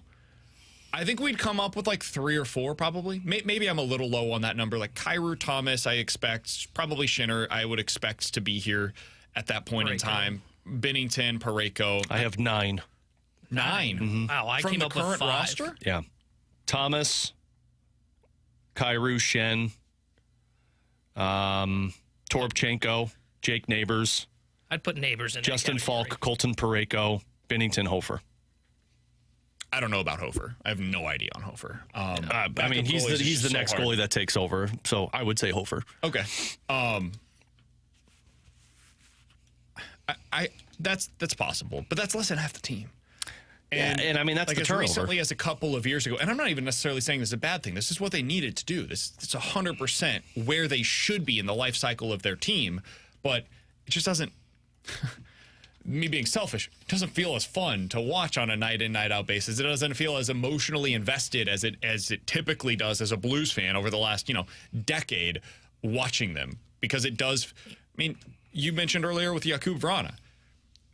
While Vladimir Tarasenko could be frustrating to watch, he was our guy, and you knew he wasn't going anywhere until this past season, of course. But like in the early portion of his career, he was going to be signed here long term. Jakub Vrana, meanwhile, like this is it. No matter what, this season, whether he's waived or if he stays here the rest of the year, this is it. Kasperi Kapanen, I would say that it's possible he ends up getting re-signed here, but it's also very likely, maybe even probable, that he ends up going elsewhere after the season. So a lot of this just feels like we're almost watching an hourglass that's been turned over and just waiting for the time to run out until we get to the players that they're really going to be building. And I'm looking at this right now. Sorry, T, but I'm looking at this right now. So just because it's the Kings model that Doug Armstrong's going after. So 4 years ago, there were 2 guys on that Kings roster that are on the Kings roster today. So, I mean, and that's why I do think, I think there's going to be more turnover with the roster than what we're currently expecting. But that's why when people say, so you're stuck with this for the next 4 years. No, not at all. Because no trades become modified no trades. And if players don't mesh the way that the Blues are expecting them to, you find ways to move on from those contracts, and then you bring other pieces in, younger. Snuggerud, Dvorsky, Bolduc, and Dean all could be playing in your top 9 in 2 years. And I think when you mentioned like a Tarasenko, Pietrangelo, guys like that, O'Reilly, I think like face of the franchise player. Everybody unanimously can say it, though they could be frustrated with Tarasenko. He was the face of the franchise. We've talked about, hell, the guy was on the cover of a video game. Who's that guy now? And that's not a shot. Like, I think Thomas, Kyrou are good players. Booch, good player. Schenn, good player. I don't know if there's a unanimous, that's the face of the franchise of the Blues, because you think of Kyrou. Fan base has been frustrated with Kyrou. Fan base has been frustrated with Thomas. Fan base has been frustrated with Parayko. Maybe Binnington's that guy because the fan base has kind of rallied around him and the critics, so maybe he's the guy. But there's just not a guy or multiple guys that are face of the franchise, in my opinion. I think the face of the franchise is Binnington. I think that's the guy right now. I think it's him and Parayko. Yeah. Because those are the long-lasting guys. And then you're probably And then putting Shen, Thomas because and Shen. Captaincy. I would say those are probably your three That's your guys core. right now. That's your core that you're building around. And I know somebody's like, well, you didn't include Kyrou. I kind of did that for a reason because I just don't know where they view Jordan Kyrou as. All right, coming up in just a little bit, the Giants and the Cardinals are in very similar spots this offseason. Both of them had to do something meaningful. Are the Giants going to end up doing something stupid, though? We'll talk about that coming up in just a little bit. The Junk Drawer is next.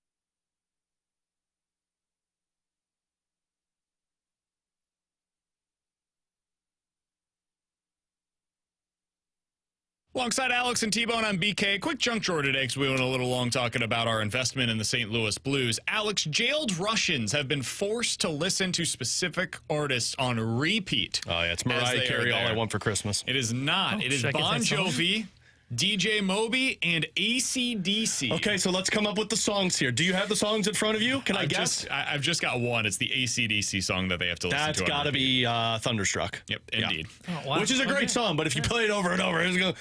That's my wife's favorite drinking game. If you start giving her... If she's had 3 beers, there's a guarantee if we're at a party, she says, let's play Thunderstruck. Guaranteed. Guaranteed. It's a great song to listen to when you're drunk. Have you played Thunderstruck before?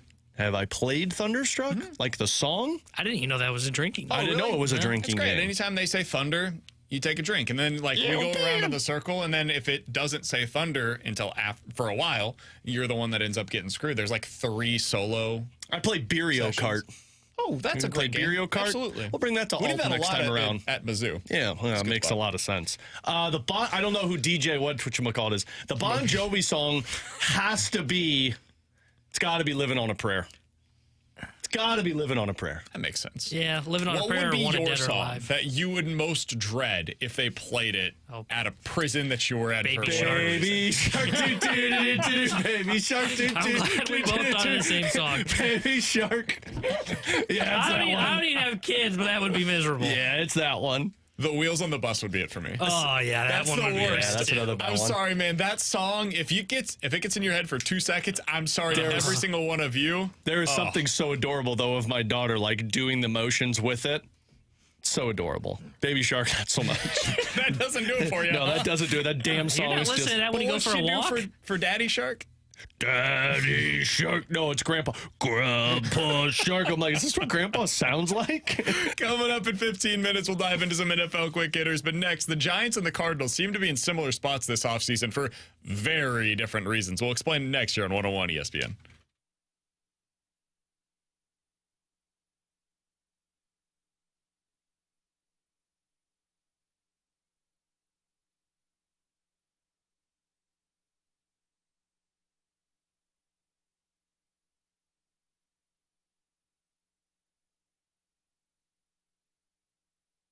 Alex Ferrario with you to talk about my friends out at Ted Drew's, the famous frozen custard destination off of Chippewa that not only has the famous custard right now, but they've also got your Christmas trees. And perfect time for you to get out there with the family and walk along their parking lot filled with every tree you can think of, the fragrant balsam firs, the Fraser firs, the Scotch pines. And at Ted Drew's, they have been founded on the principle of our business is service. So they are going to help you select the right tree, carry it to your car, and secure it for the ride home. It's what I love about Ted Drew's on top of that famous frozen custard. So while you're walking around, you can get whatever flavor you want. I personally get the Oreo concrete, but you can get caramel apple sundae, the blue note, the turtle. And while you're there, while you're picking out your Christmas tree and you're picking up the frozen custard, just walk across the parking lot and go through their gift shop where you can shop for apparel, for souvenirs. You could get gift cards, perfect gift for that person you don't know what to get them.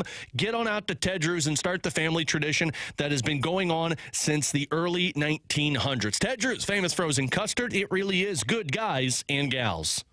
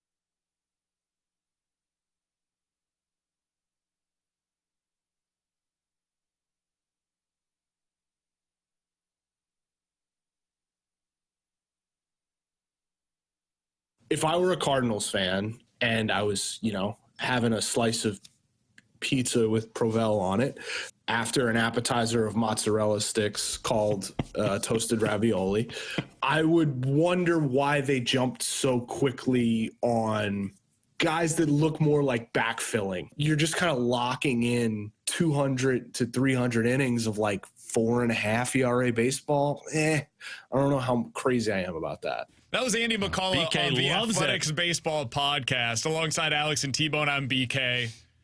BK's like, lock me in for 4.5 or 4.5 ERA because I got 200 innings. I know the 5 guys are going to start every 5th day. Did you know the last team to have 4 starters that covered 180 plus innings went to the World Series? Yeah, did you know those teams actually had an ace?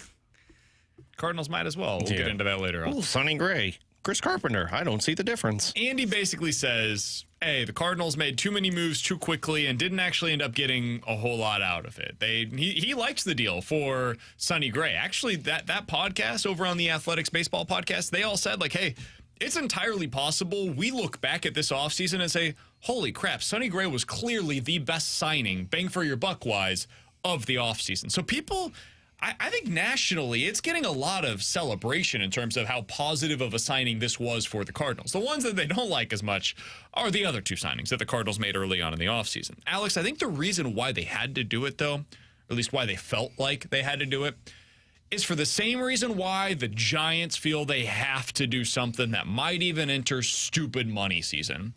It's because they had so much pressure to not have the same issues pop up next year that they've had, frankly, for like the last 3 seasons.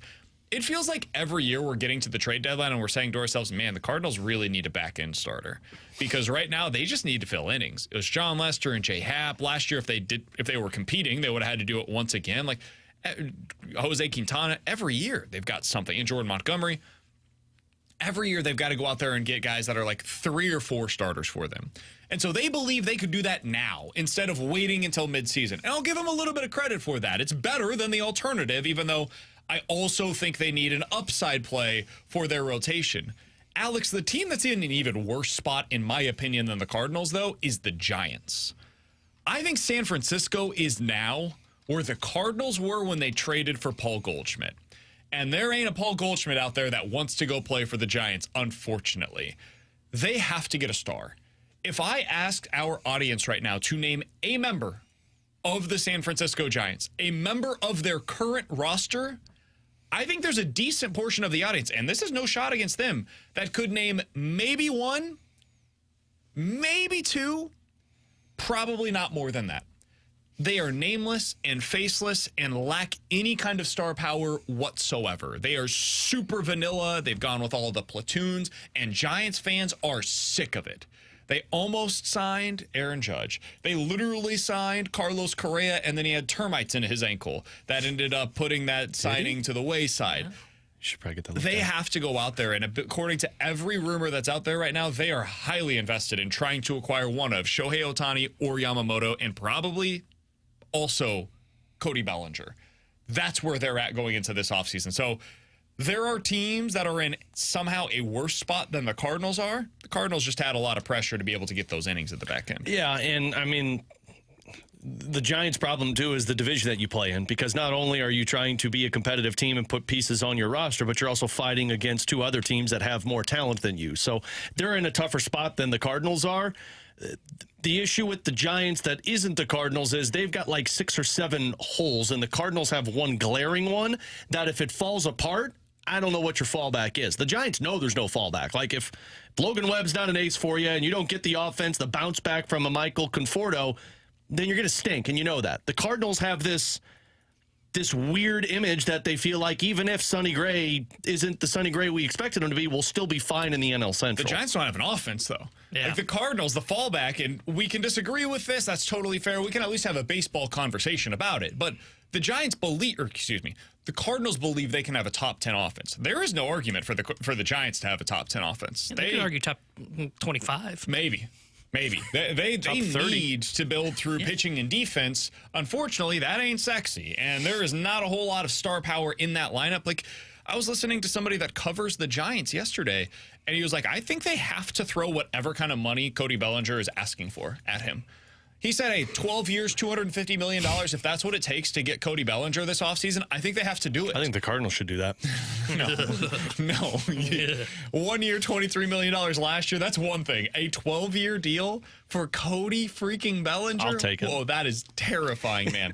And he's like, yeah, they got to do it because he's a star and at least they can sell him to their fans. That is the desperation that they are feeling right now. I think the Yankees are feeling that kind of desperation where I saw a report today that it may take them trading Volpe in order to acquire Juan Soto. And people think they probably have to do it because they need star power on that team. They need to go into next year with something that is different than what they had previously. So for as much pressure as there is on the Cardinals, and there is plenty, man, it is a weird time in Major League Baseball because some of the other big-time markets, big teams, the Dodgers could be put into this category as well. They've also got massive pressure from their fan bases to go out and do something meaningful this offseason. And see, I still think the Cardinals fall into a little bit of this category where the Giants, Yankees, not so much on the hey, you got to go out and you got to get a star player on the position side. Scruggs may think that. Most people don't. But I think when you look at the Cardinals, not everybody, but a lot of people say, you know what, this does have a decent offense. I mean, you've got Paul Goldschmidt, who just won an MVP 2 years ago. You've got Nolan freaking Arenado. You've got the corners locked down. You've got Jordan Walker, who we're talking about giving a contract extension to after his rookie season. You got Gordon, who can hit 30, 40 home runs. Lars Nootbaar's an international sensation. So I think a lot of people look at that and go out there and build a playoff caliber rotation. And I think the fan base, as much as we talked about the Sonny Gray deal, and I love the Sonny Gray deal, 3 years, $75 million, love it.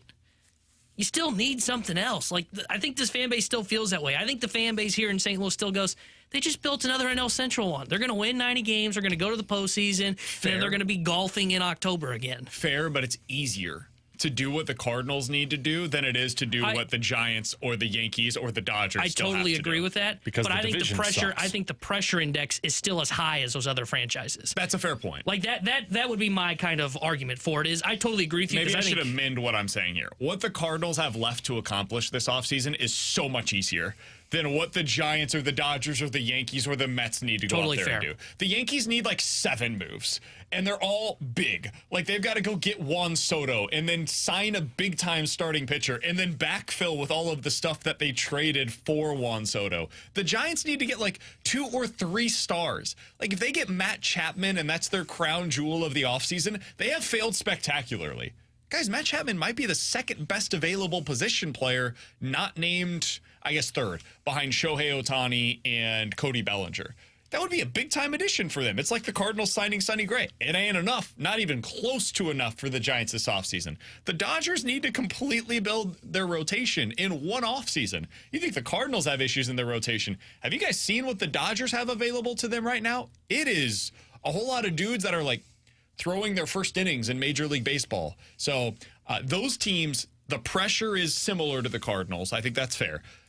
But the quantity, the importance of what they have to add is totally different stratosphere than what remains on the Cardinals' wish list. And that's why I think you mentioned that we did a segment on this earlier this week. Do you give the Cardinals credit for jumping the market? Not yet, because I still think they're short. But if they go out and they trade for a Tyler Glass now, kudos. Did you do that on purpose? Because they're short? I didn't, but that's a real jerk thing to say. I didn't. It wasn't meant to be a jerk thing. If they get Glass now, do you think they will end up deserving a lot of credit for that? Absolutely. Because adding 3 pitchers, pitching, I went, oh my gosh, that is going to be a difficult task. But if you jump the mark and you get 2 back-end guys that kind of backfilled, you get Sonny Gray on a really good deal that I kind of agree with the Roundtable podcast is, yeah, that could be one of the best deals in free agency this year. And then you add a top-tier starter to it. And even if you don't get Glass now, at least I can look at this rotation and go, okay, at least I got 2 guys who are going to eat innings, and you got a guy that's going to be a potential Cy Young caliber pitcher. But you go out and you add Tyler Glass now to this mix, yeah, you get credit for jumping the market because you're able to sign. They have their pitching done, the 3 starters done, pitching, before the winter meetings. There's some credit that does deserve to be to that if you go get that top guy.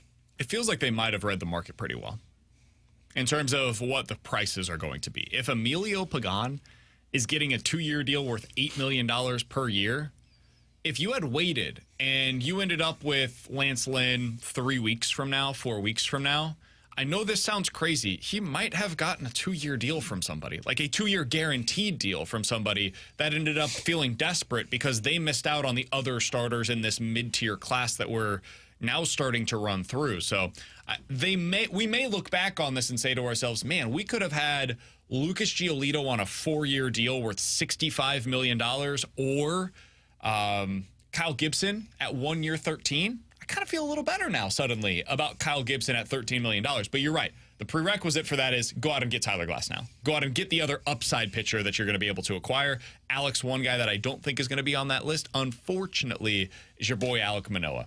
Their general manager at a press conference yesterday for the Toronto Blue Jays, and he basically said, hey, listen, we did receive some offers for Manoah, but we think it's probably going to be better for us to sit with this for 1 more year, see if he's able to have a bounce back as opposed to trading him elsewhere. How does it feel to be at the end of the road with your Alek Manoah? It's not at the end of the road. This is look over here. I'm not going to make the trade until they make the trade. So don't worry. Dylan Carlson will be a Toronto Blue Jay, and he'll fly high with the Blue Jays, and Manoah will be a Cardinal. What if the Cardinals add Tyler Glass now? And Alek Manoah. Okay, calm down. Coming up next, couldn't handle NFL Quick that. Hitters here on 101 ESPN.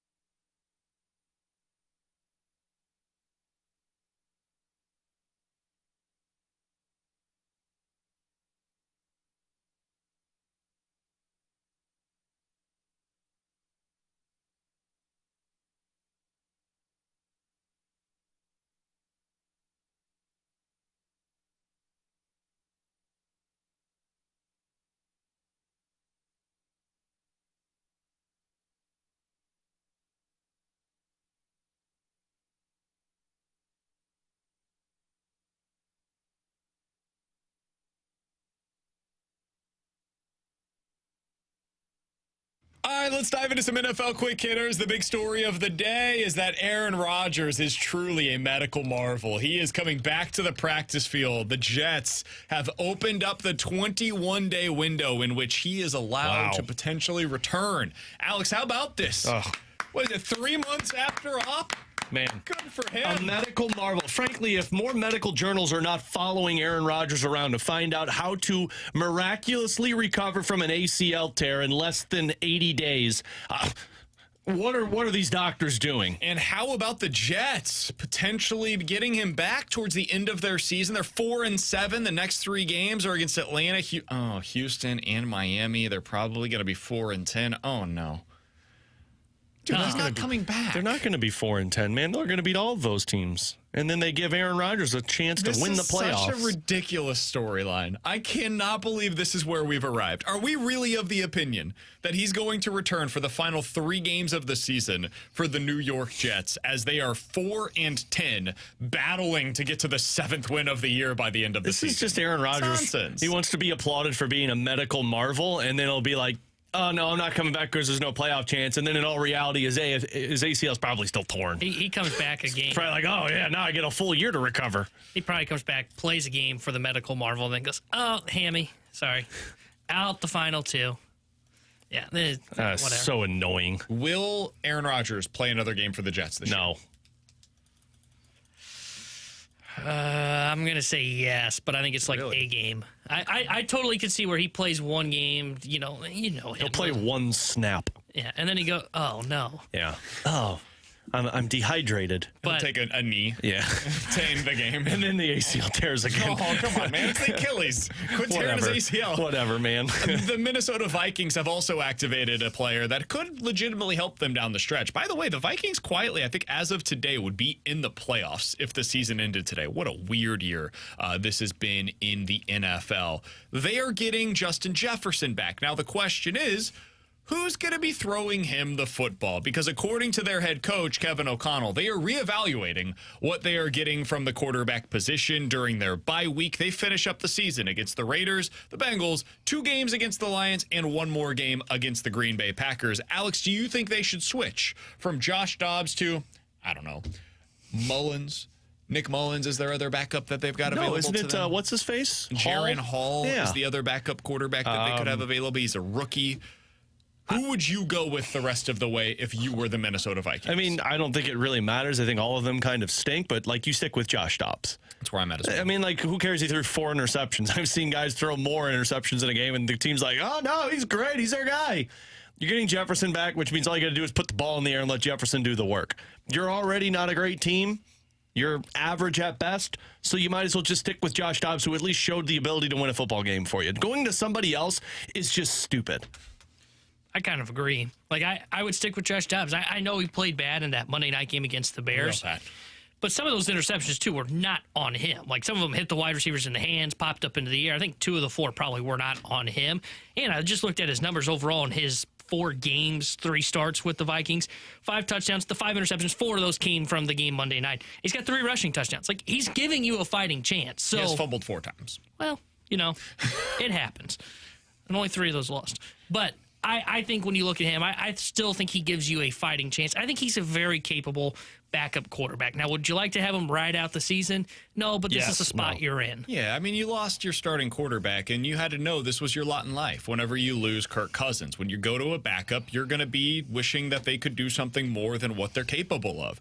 If you go to Jaron Hall, guys, it's not going to go well. Jaron Hall was just an okay quarterback in college. And if we think that he's suddenly going to become this great player in the NFL, I got something else for you.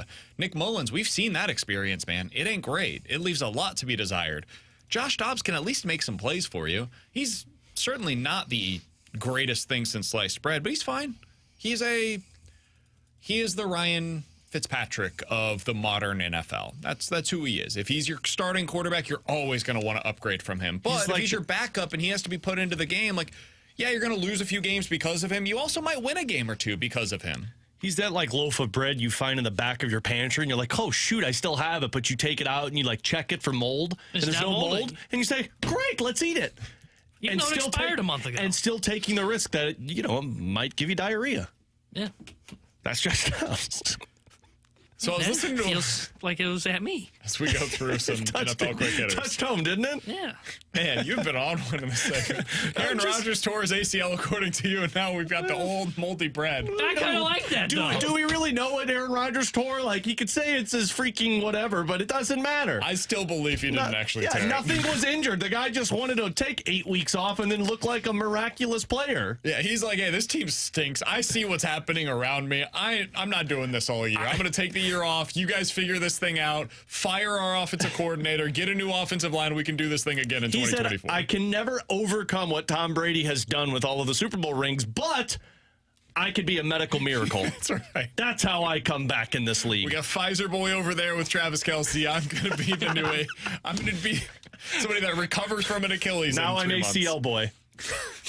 ACL boy. I was listening to a podcast this morning, and the host said there are 7 teams right now that he believes can win the Super Bowl, Alex.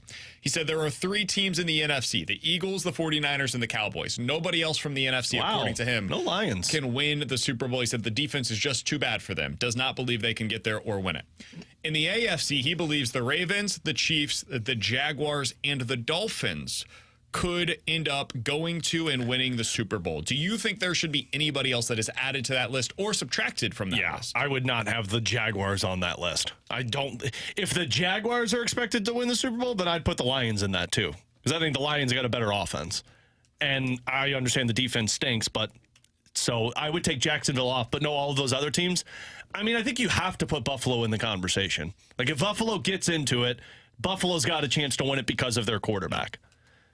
I want PK. Oh, you don't want to back down from what you guys got all angry about? I just saw it. I just watched Josh Allen throw a crippling interception when the game mattered the most, because that's what Josh Allen does. Also saw him drive down the field to let him kick a field goal. Yeah, guess what happened? Kick the field goal. And sure, guess what happened the next drive? In overtime, The defense doesn't know how to stop. The opposite team has an opportunity to go back and match that or score a touchdown. How's that Josh Allen's fault? That should be the defense's fault. Maybe the defense should have found a way to stop the damn play. Maybe, but guess what? You're Josh Allen. You know what that defense is capable of. And they haven't stopped at that point in time. You're just the sour that they Philadelphia beat the Eagles Chiefs. offense the entire second half. We all knew. I could have texted you guys right when the Philadelphia Eagles got the football and I asked you, what happens on this drive? Do they kick a field goal to tie it? Do they end up getting stopped? Or do they score a touchdown? All of us would have predicted they scored a touchdown. You're just sour because the Chiefs couldn't beat them in the playoffs. I had money on the game, and I knew I'd lost. Yeah. And you got to buy some pennies on your fantasy team. I like Josh Allen. He's like the third I don't best care if he quarterback in wins. the NFL, but come on, man. We know who he is. You're telling me that Jaguars are a better team than the Bills? No, I wouldn't have the Jaguars on this list either. I don't think the Dolphins can win the Super Bowl. Yeah, I probably agree with that too. So I think there's 2 teams from the AFC and 3 teams from the NFC. I think it's the Eagles, the 49ers, the Cowboys, the Chiefs, and the Ravens. I think those are the 5 teams that can win the Super Bowl this year. I don't buy the Ravens.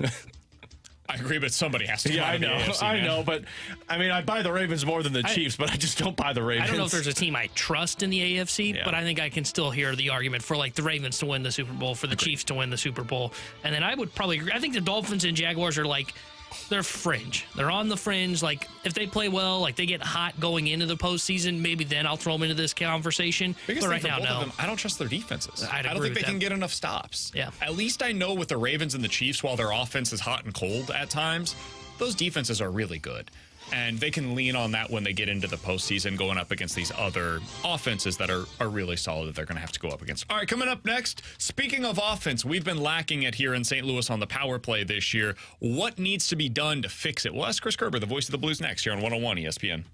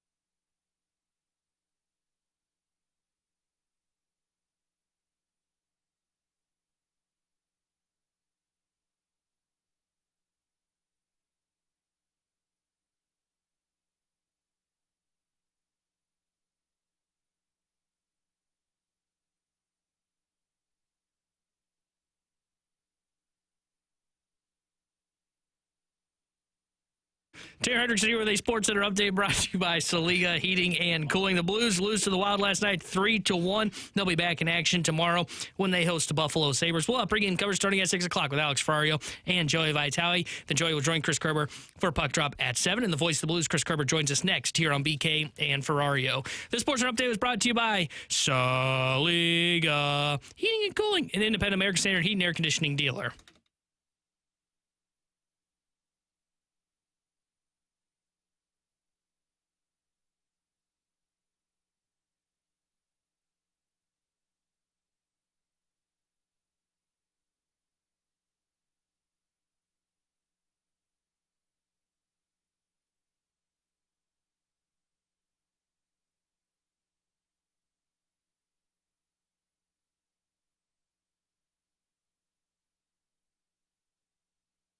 Alongside Alex Ferrario and Tanner Hendrickson, I'm Brandon Kiley. You've got BK and Ferrario here on 101 ESPN, and we're happy to go out to the 101 ESPN hotline to be joined by the voice of the Blues, Chris Kerber, as he joins us each and every Wednesday here on the show. Kerbs, we appreciate the time as always, man. I want to start with the obvious from last night's game. 0 for 4 on the power play once again. We talked about this earlier today. Blues are 2 for 28 on the power play in their losses so far this year. Are you seeing any kind of trend there, or is it something new that's popping up with the power play that's gone wrong? No, I would. Well, I don't know what.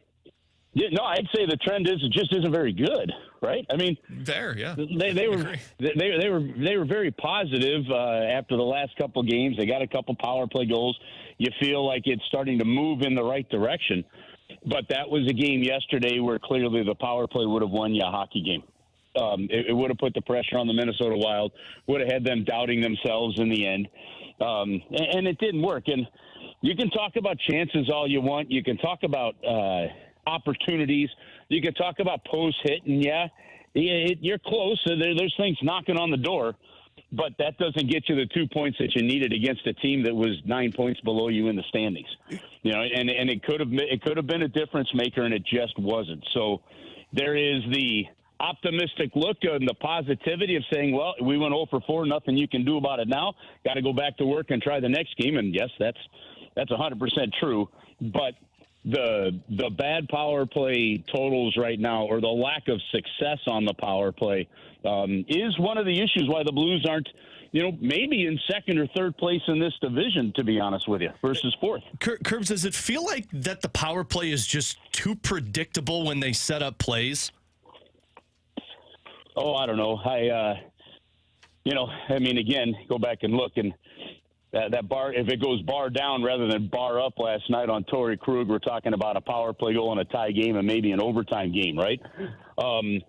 I don't know that it's too predictable. What you don't see is you don't see clean plays. There were some opportunities. Robert Thomas had some passes in the middle to Buchnevich. I think Buchnevich had one. Maybe it was Thomas to Neighbors. And then, they're just whiffing on it. And this is a play that they practice over and over and over and over again. The puck maybe being on its end, the puck not flat, trying to force passes. Then after a couple don't go your way, you think you're going to sneak one through, and the penalty killing of these other teams are just too good. Even the bad penalty killing is just too good for those kind of plays. So I think, to me, it's just cleaner plays, Alex. And then I also think that at some point somebody has to have just even a much greater shooting mentality. You had two shots on the first power play, 2 on the second, and basically you averaged 2 shots per power play that you had last night.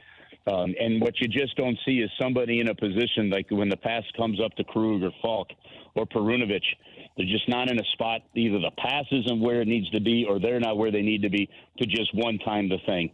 And if you don't, you're not going to score tap-ins on the power play and be successful at 20-25%. You've got to get one-timers through, and that's something that they'll continue to work on. Curb, so far this year, Jordan Kyrou and Robert Thomas have combined for over 130 minutes on the power play. So basically a little more than 2 games on the power play. They have 0 goals on 21 shots on that unit. What are you seeing from those 2 specifically? Well, I don't think that I don't look at Robert Thomas as a shooter. I think for him, you're looking for a lot more of those assists on the power play. And for Jordan Kyrou, I don't even know that it's just the power play. I think it's the all-around play. Thomas is shooting the puck, I think, because teams are realizing that he likes to pass, and so he's finding lanes to shoot it, and he's getting the shot off. But sometimes it's not coming from, say, inside the dots where it's better. And then he's just not able to look guys off right now for whatever reason. Teams are defending that pass really well. So it's not really just one guy. Statistically, some numbers I think are going to look skewed for a lot of them. BK, it really is the whole unit. And then it's both units. Now, you look at the first unit, for example, in the first power play last night. Had some really good looks, had some chances. You're not going to score on every one of them. I get it. It just feels like you need to score more often when you haven't scored in a while. But then the second unit comes on, and 3 soft plays, just trying to get it over the line and not really getting it in hard, and that second unit had no chances in 30 seconds. So it's kind of a combination of all those little things that have got to start clicking right if that power play is going to be a difference maker. Kerbs, I talked about this on postgame last night, and I looked back. So 2 times since October 27th, Kyrou has been on the line with Thomas and Buchnevich.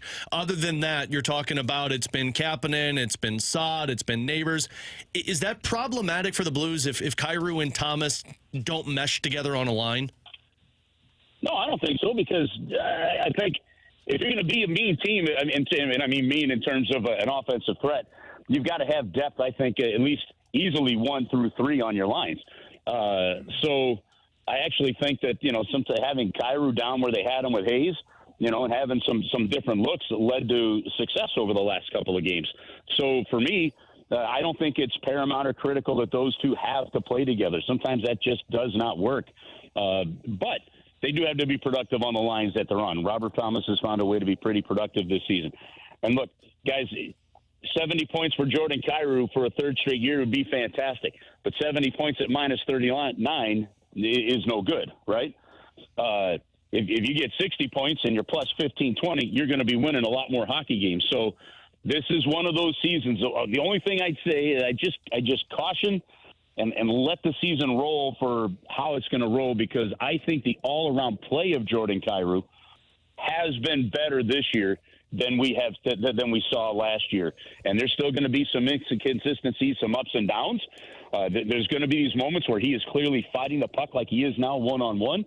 But I still think he's having a better season this year than he did last year. Totally agree with you on that. And Kerbs, this is the final question that I've got for you. We're talking to Chris Kerber, the voice of the Blues, for just another minute or two here on 101 ESPN. I know a lot of our conversation has probably skewed a little more negative today because last night they lost the game. But overall, we're now a quarter of the way into the year.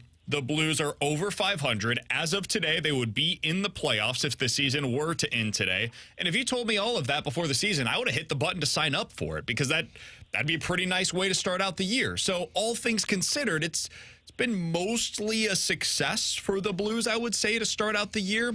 When you look around the Western Conference, though, Kerbs, and you look at the other teams around the Blues, do you think that this middle portion of the West is softer than you expected it to be? Not that I expected it to be. I think actually this middle portion is right almost where you thought it would be. Just a few games over 500. Looking for, some kind of consistency. Look at the run that Nashville's gone on now to be just 1 point behind the Blues, having won 5 or 6 in a row. They started off really poor. You saw some of the positives last night from Minnesota, but what you've seen with this entire middle group, not just the West but in the East as well, is those inconsistencies there. I think when you look at the number of teams you would consider to be in transition or maybe trying to take that step from the middle third to the top third, you expected this muddled middle, and that's a good thing. Now, I don't ever penalize the team or say, well, you should be better because these other teams aren't good. You just got to play with whatever the season presents you, right? And I think from the first 20 games, I think it's a tremendously positive thing that the Blues are frustrated that they're not in one of those top 3 spots. Because if you look at just a win over Minnesota last night and a win over San Jose, which to me are the 2 disappointing games of the year so far, to me, that actually has you in the third place spot in this Central Division right now. So I look at that whole thing, and I think you're pretty satisfied. I interviewed Braden Shen for Curbside a couple days ago. They think it's been a good start. He knows that there's a lot of room for improvement, and they've shown that they can be competitive as a team. So now it's taking that to the next consistent level. And you'll just take it 10 games at a time and 20 games at a time. And I think the first 20 games for the St. Louis Blues that has you in a playoff spot is a pretty good start to this season, considering that, let's face it, I mean, that even upper management called this a transition year. For sure. Yeah, you're striving to make the playoffs, but it's a transition year. And, if you get in, that's huge. He's Chris Kerber. You'll hear him on the call tomorrow night between the Blues and the Buffalo Sabres as the Blues return back home to the Enterprise Center. You can also hear him on Curbside. We talked about it. He talked to Braden Shen. He also talked to Craig Berube. Some exclusive interviews that you can find over at the website right now, 101ESPN.com. The free 101 ESPN app is where you can go to find them. They are put out the morning after every single Blues game, so it's well worth your time. Curbside, Kerb side. It's available for you now on 101ESPN.com. Curbs, we appreciate the time as always, man. We'll talk with you again next week. All right, guys. Talk to you next week. We'll see you at the rink tomorrow. Have a good day. That's Chris Kerber, voice of the Blues here on 101 ESPN. And by the way, if you want to listen to Curbside, you can do that. You could also, while you're there, check out the latest edition of the Last Minute Blues podcast. It's got Jeremy Rutherford on it alongside Donnie Fandango. And coming up tonight, Wednesday night, 6 to 8 o'clock at Twin Peaks in Maplewood, you can join Jamie Rivers and Donnie Fandango for a special live taping of the Last Minute Blues podcast. They're going to be hanging out, enjoying some of the local craft beers, the handcrafted whiskey cocktails, and so much more from 6 to 7 o'clock. And then stick around from 7 to 8 as they cover all of the latest hockey news while taping a special Last Minute Blues podcast. Again, 6 to 8 o'clock tonight in Maplewood at Twin Peaks. Coming up next, we're in the BK and Ferrario Rewind here on 101 ESPN.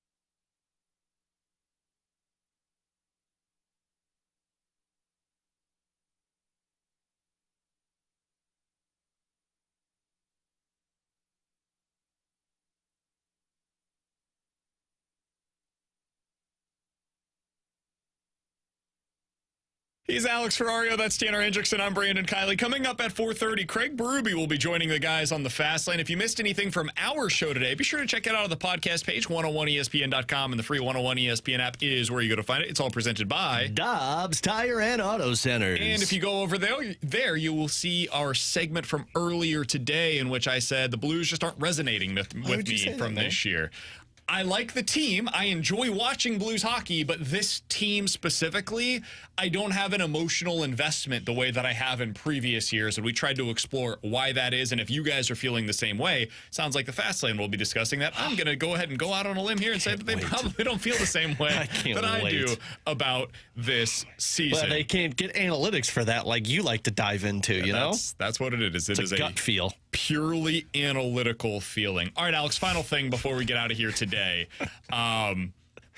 The Sonny Gray contract, the details were released yesterday, and they're meaningful. It's a $10 million salary in 2024, down from what we thought was going to be a $25 million salary. So why would they do that? Why are they trying to save $15 million in year one and spreading that out and pushing it into future years? Alex, if I had to guess why, it's just purely for flexibility. They would like to add either multiple bullpen arms or a significant starting pitcher that is going to cost them money next year, but not in future years. And so therefore, I think they're targeting Tyler Glasnow. If they're going the trade route, I think Glasnow's their guy in terms of the starting pitching. But I don't think this was them saying, we are going to acquire Tyler Glasnow. I think it's them saying, we're going to try to acquire Tyler Glasnow. If the cost gets exorbitant, fine, we'll just pivot and we'll go get some free agent relief pitchers as opposed to getting him. But I think that's the plan. If I had to guess here, if I'm reading between the lines, what was your read on it? I mean, it's yours. Obviously, they're still looking for help elsewhere. Part of me believes more it's going to be on the bullpen because Momi seems to make it very clear that they're done on the pitching side, but he did say via free agency. So the trade with Glasnow would make sense. All of the tea leaves kind of right towards that you get a guy for 1 year, you let him walk, and then you figure it out once again. I don't believe the Cardinals are going to be able to pull that off, though, because if you're Tampa, you're probably going to be asking for more than Mo's going to be willing to give, which then leads me to, okay, well, they're going to trade for a couple of bullpen arms, maybe sign one guy, and then say, now we can save a couple of $1 million. Yeah, I think it's probably more likely the bullpen arm that they're going to go down the path of. Maybe 2 bullpen arms if they go in that mid-tier market, which was set today. Pagan getting $8 million a year. That's kind of that mid-tier. It's probably going to be 12 to 14 for a higher arm like a Jordan Hicks type. So I think that's probably what the money's for, because I could see where Glasnow ends up getting a better haul than we kind of think, because all these teams that we've talked about that are going to miss out on some of these top-tier starters, somebody's going to pivot. Somebody's probably going to overpay the raise for Glasnow. I think they're saving this money up for a potential bullpen move or 2. Each week during the NFL season, the Fast Lane and the Riz Show battle it out in the Pick'em Challenge. They'd make their picks. They don't even go against the spread. It's just straight up Alex, and we do ours against the spread. But while they are doing this, they are going to come together. The Riz Show and Moon from the Riz Show, along with Kerry Davis, on Thursday night are going to be live at Cyberg's downtown from 6 to 8 o'clock. So go out there, watch Thursday Night Football with the guys. Enjoy yourself out there. Again, Thursday, 6 to 8 o'clock, Kerry Davis and Moon.